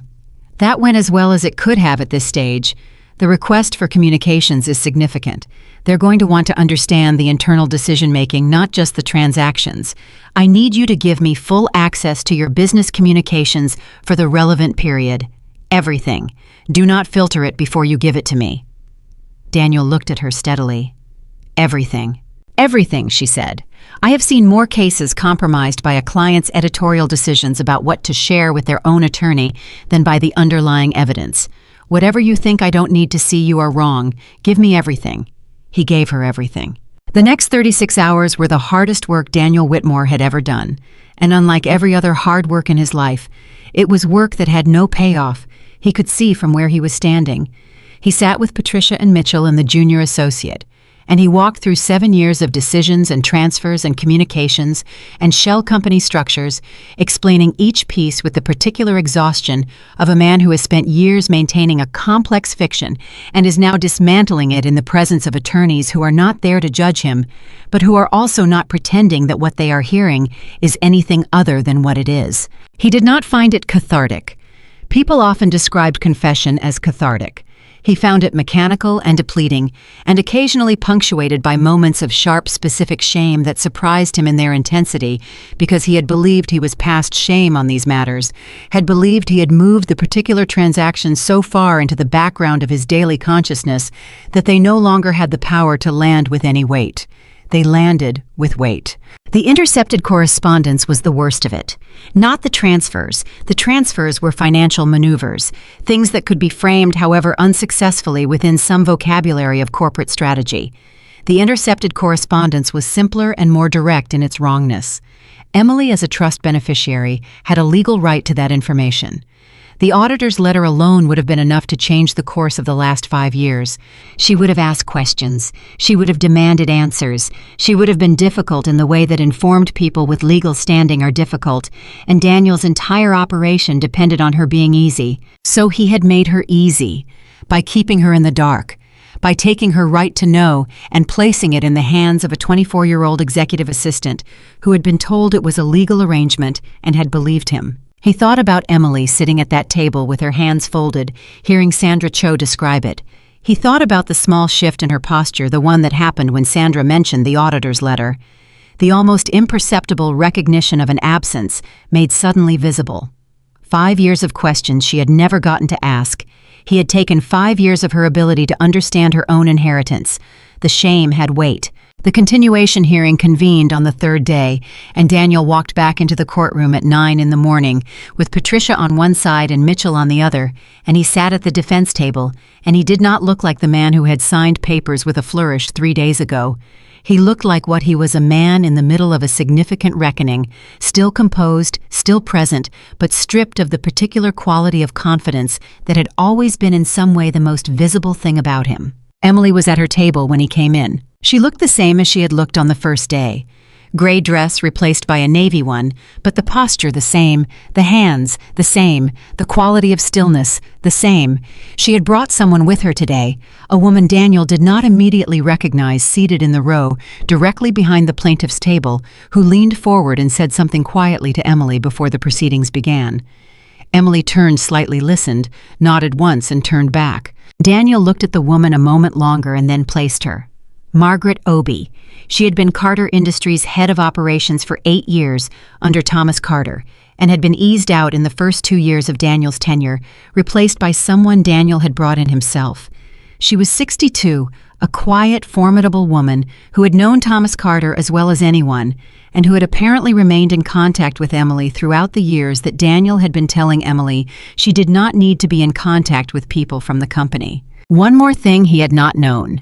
He was cataloging them now, all the things he had not known, with the grim efficiency of a man taking inventory after a flood, trying to understand the full extent of what had been quietly preparing itself while he was certain he was in control. Judge Reynolds entered. The room settled. "Before we begin with today's proceedings," Reynolds said, "the court has received notice that Mr. Whitmore has initiated voluntary cooperation with the district attorney's office regarding the criminal referral. This is noted for the record." He looked at both tables. "We will proceed today with the matter of the civil settlement terms and the activation of the Carter Trust Amendment." He looked at Rosalind Park. "Counselor, the estate's position on the settlement terms." Rosalind stood.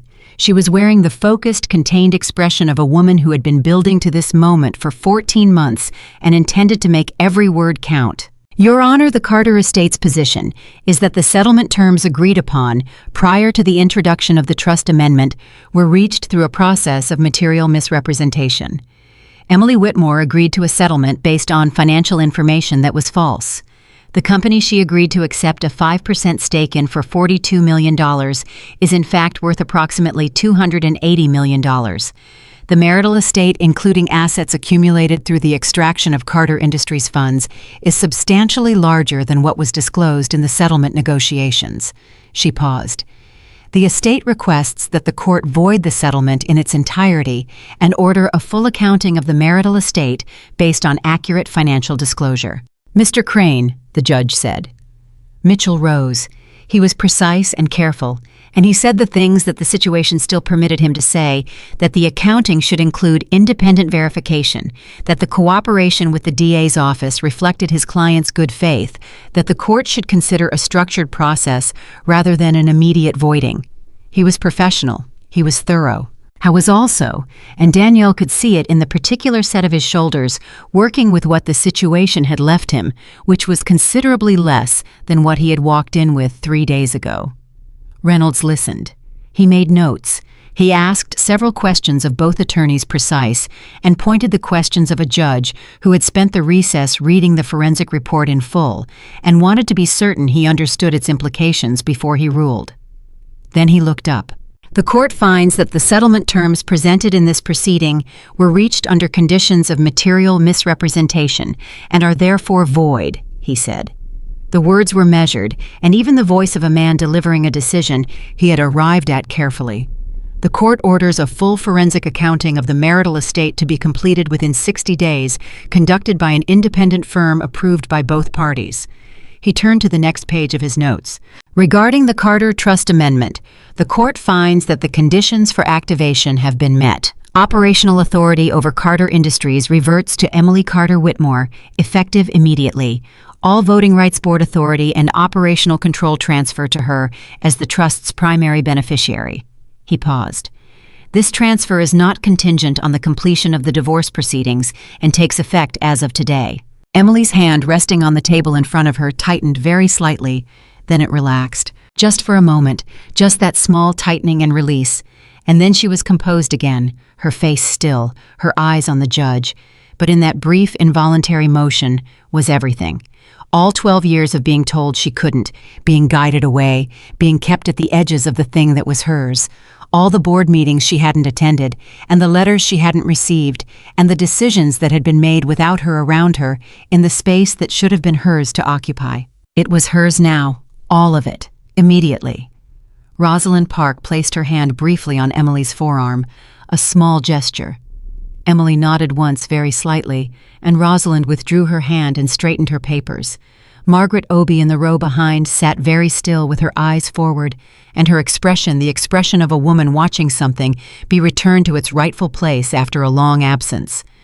Daniel watched all of this. He watched it with the full, clear attention of a man who understood that he was watching the completion of something his father-in-law had designed years before he died, a man who had spent the last months of his life in a hospital bed with a forensic attorney and a sealed envelope, and the absolute certainty that his daughter would be all right if the right structure was in place to protect her. Thomas Carter had been right. He had been right about all of it. With respect to Mr. Whitmore's involvement in Carter Industries going forward, Reynolds continued, the court's order removing him from operational management is extended indefinitely pending resolution of the criminal referral and the civil accounting. He is further directed to provide full disclosure of all assets, domestic and offshore, to the independent accounting firm within 30 days. 30 days. Daniel thought about the Cayman accounts. He thought about the Isle of Man account. He thought about the shell company structures that Paul Reeves had helped build, and that Paul Reeves had now handed in complete documented detail to the forensic team. He thought about 30 days of full disclosure and what full disclosure in this particular case actually meant for the future that Patricia had described as some portion. Court will recess until the accounting is complete, Reynolds said. Both parties will be notified of the continuation date. Any questions from counsel? Mitchell said no in the voice of a man who had run out of questions. Rosalind said no in the voice of a woman who had run out of nothing. The gavel came down. Daniel stood. He buttoned his jacket, a reflex something his hands did while his mind was elsewhere. He picked up his phone. He looked at the screen and saw that Victoria Hayes had sent a message at some point during the proceedings. He had not heard it arrive. He opened it. The message was 3 sentences. I saw the news. I think we both know this isn't something I can be part of. I wish you well, Daniel. He read it twice. Then he put his phone in his pocket. Mitchell appeared at his elbow. We need to talk next steps. Patricia wants a call this afternoon about the disclosure timeline. There are also 2 board members who have retained separate counsel and are requesting, "Give me a minute, Mitchell." A pause. Of course. Mitchell stepped away. Daniel stood alone at the defense table in the emptying courtroom. The clerks were moving around him. The gallery was clearing. Rosalind and Emily were near the door speaking with Margaret Obie, the 3 of them close together in the way of people who have a great deal to discuss and have been looking forward to the conversation. Emily laughed at something Margaret said. It was a short laugh, surprised out of her, and she covered her mouth briefly with her hand, the way people do when laughter catches them in an unexpected moment. It was the laugh of a woman who had been through something hard and was discovering on the other side of it that she was still capable of the reflex. Daniel had not heard Emily laugh in a very long time. I thought about the woman he had first met 14 years ago, the one with the leather binder full of ideas and the absolute certainty that she was born to run her father's company. He thought about what he had done to that certainty year by year in the patient and systematic way of a man who understood that confidence was a structure that could be dismantled if you identified the right load-bearing points and applied pressure in the right places. He had identified them perfectly. He had applied the pressure expertly, and Thomas Carter, watching from across a dinner table with quiet eyes that saw everything, had spent the time his son-in-law was applying that pressure, building a counterstructure around his daughter, invisible and strong, that would hold her up when the pressure finally exhausted itself. The laugh carried across the emptying room. Daniel picked up his briefcase.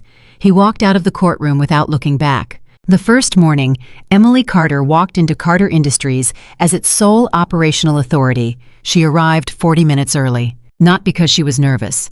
She had moved past nervous somewhere in the middle of the 3rd sleepless night after the hearing, when she had sat at the kitchen table in the Vermont house with a cup of tea and her father's old company binders, the ones she had kept in a box in the hall closet for 12 years, the ones Daniel had never known about because he had never thought to look, and she had read through them until the sky outside the window went from black to gray to the particular pale gold of early morning. By the time she set the last binder down, the nervousness had been replaced by something quieter and more durable. Not excitement exactly, more like recognition. The feeling of a person walking back into a room they have been kept out of for a long time and finding that they still know exactly where everything is. She arrived 40 minutes early because she wanted the building before it filled with people. She wanted to walk the floors and sit in the offices and stand in the doorways and let the place settle around her before she had to be anything to anyone. She wanted to be Thomas Carter's daughter alone in her father's company for 40 minutes before she had to be Carter Industries' CEO in front of its employees. Margaret Obie met her in the lobby.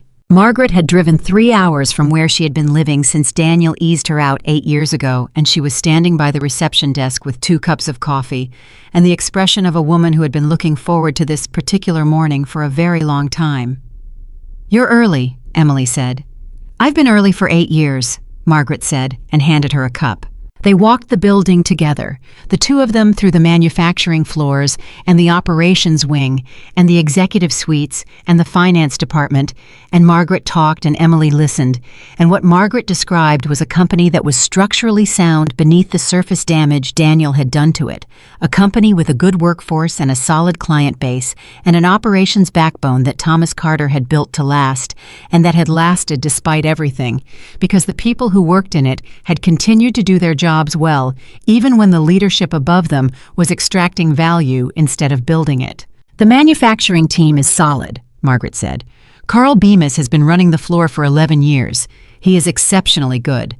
Daniel never paid much attention to the floor. He was a finance man, not an operations man, so Carl was essentially left alone to do his work. That's why production numbers stayed strong, even when the reported financials didn't reflect it." "I want to meet with Carl this week," Emily said. I scheduled it for Thursday. I also scheduled the department heads for Friday afternoon. I thought you'd want a few days to review the real financial picture before you sat down with the full leadership team. Emily looked at her. You scheduled all of this before I asked you to. Margaret looked back with the expression of a woman who had organized things for a very long time and found the activity natural. You were going to ask me to. I just saved you the step. Emily thought about the 8 years Margaret had been away from this building. 8 years that had happened because Daniel had recognized with the accurate instincts of a man who understood threats that Margaret Obi was exactly the kind of person who would not allow herself to be managed, who would ask the questions that needed asking, and notice the things that needed noticing, and who therefore needed to be removed before she noticed something that mattered. He had removed her before she could. Margaret, Emily said, I want you to come back. Formally, officially, whatever title you want, whatever terms you need. I want you here. Margaret was quiet for a moment, not because she needed to think about it. The moment had a weight that deserved a beat of silence before the answer. Chief Operating Officer, she said, same as before. Done, Emily said. They shook hands in the middle of the operations floor, surrounded by the early morning sounds of a company coming to life. And it was the first official decision Emily Carter made as the CEO of Carter Industries, and it felt in the specific and grounded way of right decisions exactly like what it was. The first week was relentless.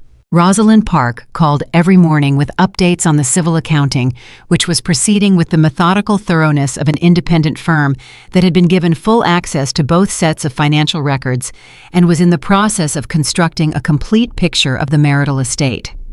The numbers coming out of the accounting were, as the forensic report had suggested, considerably larger than what Daniel had disclosed. The offshore accounts alone contained just over $19 million. The shell companies held assets that were still being traced and valued. The independent firm's preliminary estimate of the full marital estate was somewhere north of $300 million a number that made the original $42 million settlement look not merely unfair, but openly contemptuous. I was never going to give you what you were owed, Rosalind told her on the fourth morning in a voice that was matter-of-fact rather than angry. The settlement wasn't a compromise. It was an insult designed to look like a compromise. I know, Emily said. How long have you known? Emily thought about it. I think I started knowing around year 9. I didn't have language for it yet. I didn't have proof, but I knew something was deeply wrong. She paused. I just didn't know how to trust what I knew.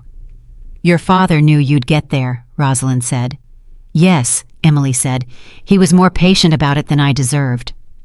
On the 5th day, Patricia Osei called. Not Emily's attorney Daniels. She called Rosalind and Rosalind called Emily, and the call that followed was short and significant.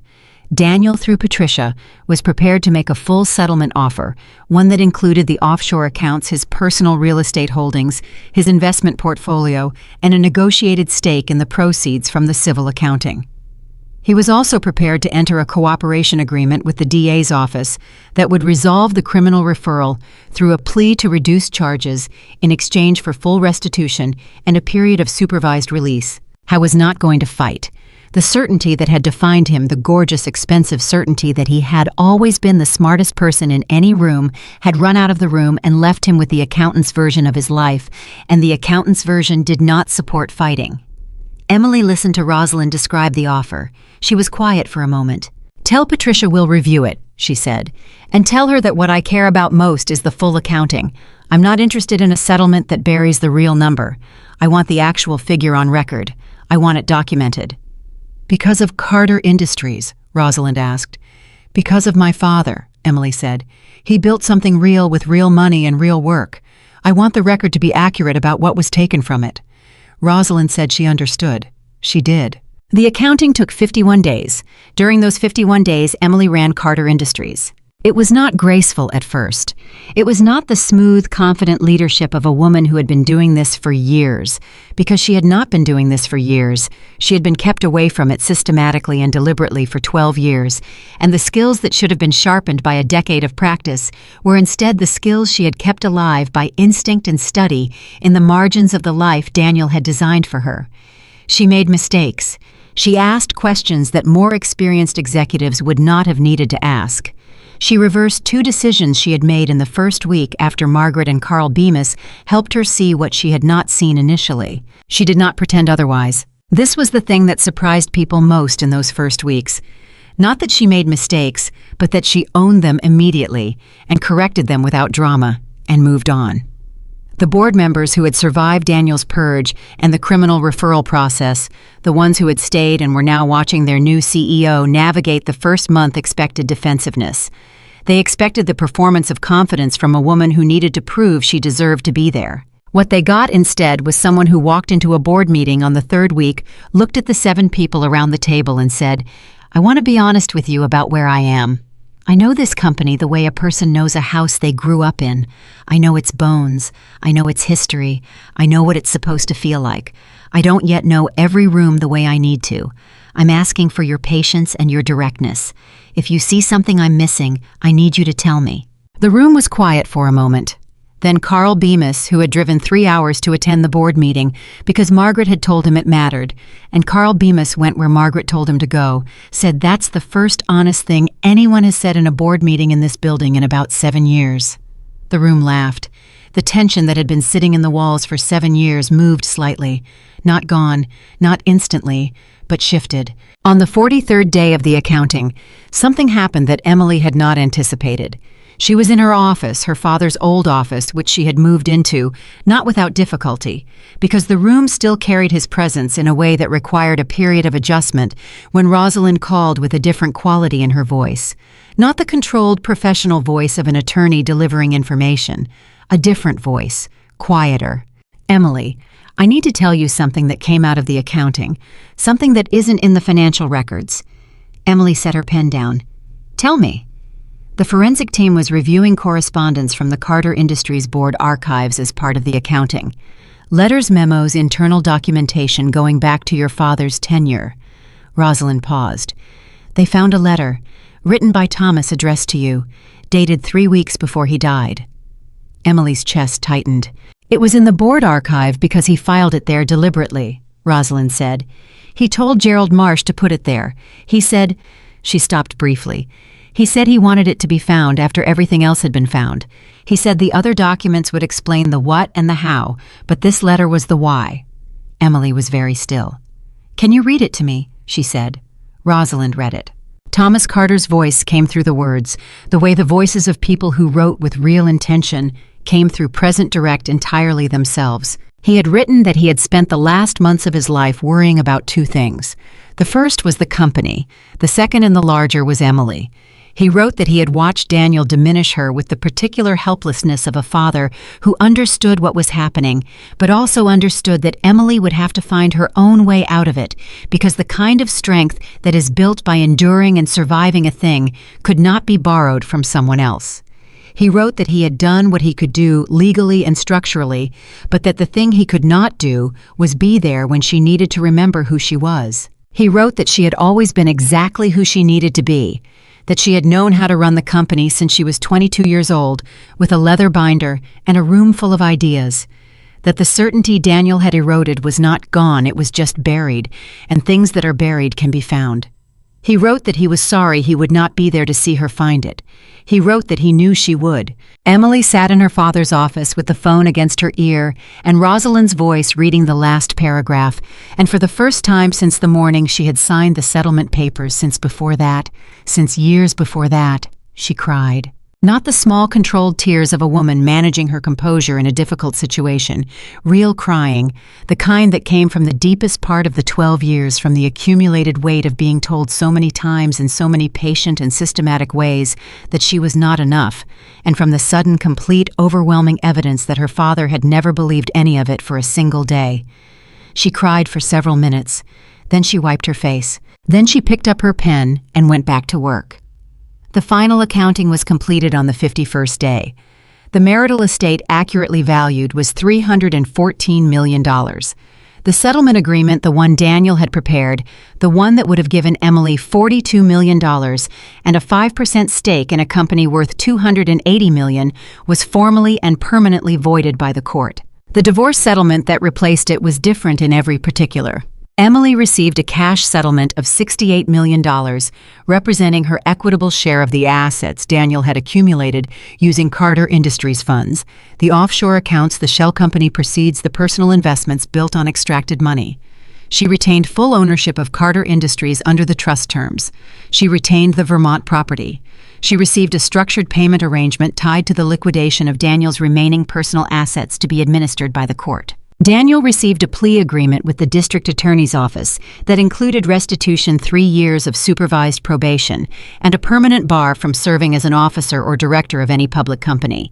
He received no prison time because Patricia Osei was very good at her job and because his cooperation had been genuinely complete and genuinely early. He received the opportunity, as Patricia had described it, to build some portion of a future from what remained. He signed the plea agreement on a Tuesday morning. There was no smirk. There was no flourish. He signed his name in the small, controlled signature of a man who understood exactly what he was signing and had no performance left to give. 2 months after the settlement was finalized, Emily held a company-wide meeting at Carter Industries. She stood in front of 430 employees, the full workforce including the manufacturing floor and the administrative staff and the operations team and the engineering division, and she talked for 22 minutes without notes. She talked about her father and what he had built and why it had lasted. She talked about the 7 years and what had happened to the company's finances and what the full accounting had revealed, because she believed the workforce deserved to know the truth about the institution they had given their working lives to. She talked about what was going to change and what was going to stay the same, and what was going to stay the same was everything her father had built the company on: quality, integrity. The understanding that the people who built the product were the most important people in the building. She talked about her own absence from the company during the years she should have been running it, and she did not soften that or explain it away. She said she had been kept away, and she had allowed herself to be kept away, and she intended to spend the next chapter of her professional life making up for the time that had been lost. When she finished, Carl Bemis started clapping. It started on the manufacturing floor with Carl, and it moved through the room the way things move through rooms when they are genuine, not the polite performed applause of a corporate event, but the real kind, the kind that comes from people who have been watching a situation for a long time and are relieved and grateful that it has finally resolved into something they can be part of. Emily stood at the front of the room and received it and did not look away. In the weeks that followed, she made the decisions she had been thinking about since the first morning she walked the floors with Margaret. She reinstated the employee profit-sharing program her father had built and Daniel had quietly eliminated in year 3. She funded the apprenticeship program in the manufacturing division that Thomas had started and that had been defunded without explanation 2 years after his death. She restructured the board to include 2 employee representatives, a change that would have been unthinkable under Daniel, and that produced in the first board meeting where the representatives were present the best operational discussion the board had conducted in 7 years. She hired an external ethics officer. She commissioned an independent annual audit and made the results available to all employees. She called the auditor whose letter had been intercepted 5 years ago, a man named David Kwan, now at a different firm, and she thanked him personally for writing it, and she told him what had happened to the letter. And there was a silence on the phone line that contained everything a silence can contain when a person learns that an action they took in good faith had been buried and that it had mattered more than they knew. "I'm glad it eventually got where it was going," David Kwan said. "It took 5 years longer than it should have," Emily said. "But yes, Carter Industries was always a good company," he said. "It had good bones." "It did," Emily said. "My father built it that way." 6 months after the settlement, on a Saturday morning, Emily drove to the cemetery where Thomas Carter was buried. She sat beside the stone for a long time without speaking. She had brought the letter, the one from the board archive, the one Gerald Marsh had filed under Thomas's instruction, the one Rosalind had read to her over the phone on the 43rd day of the accounting. She had read it many times by now. She could have recited it from memory, but she had brought it anyway because there was something about holding the physical thing, the paper her father had touched with the same hands he had used to build the company and sign the trust documents and hold hers when she was small, and something had frightened her that felt like the right way to have this particular conversation. She talked to him. She told him about the meeting with the 430 employees and Carl Bemis starting the applause on the manufacturing floor. She told him about Margaret coming back as COO and what the operations floor looked like when Margaret was running it, which was, she said, exactly the way it had looked when he was running it. She told him about the apprenticeship program and the ethics officer and the employee board representatives.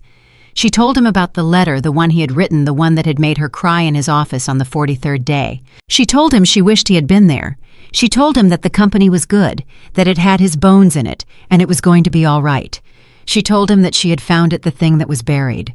The certainty that had been under everything Daniel had layered on top of it for 12 years, still there, still intact.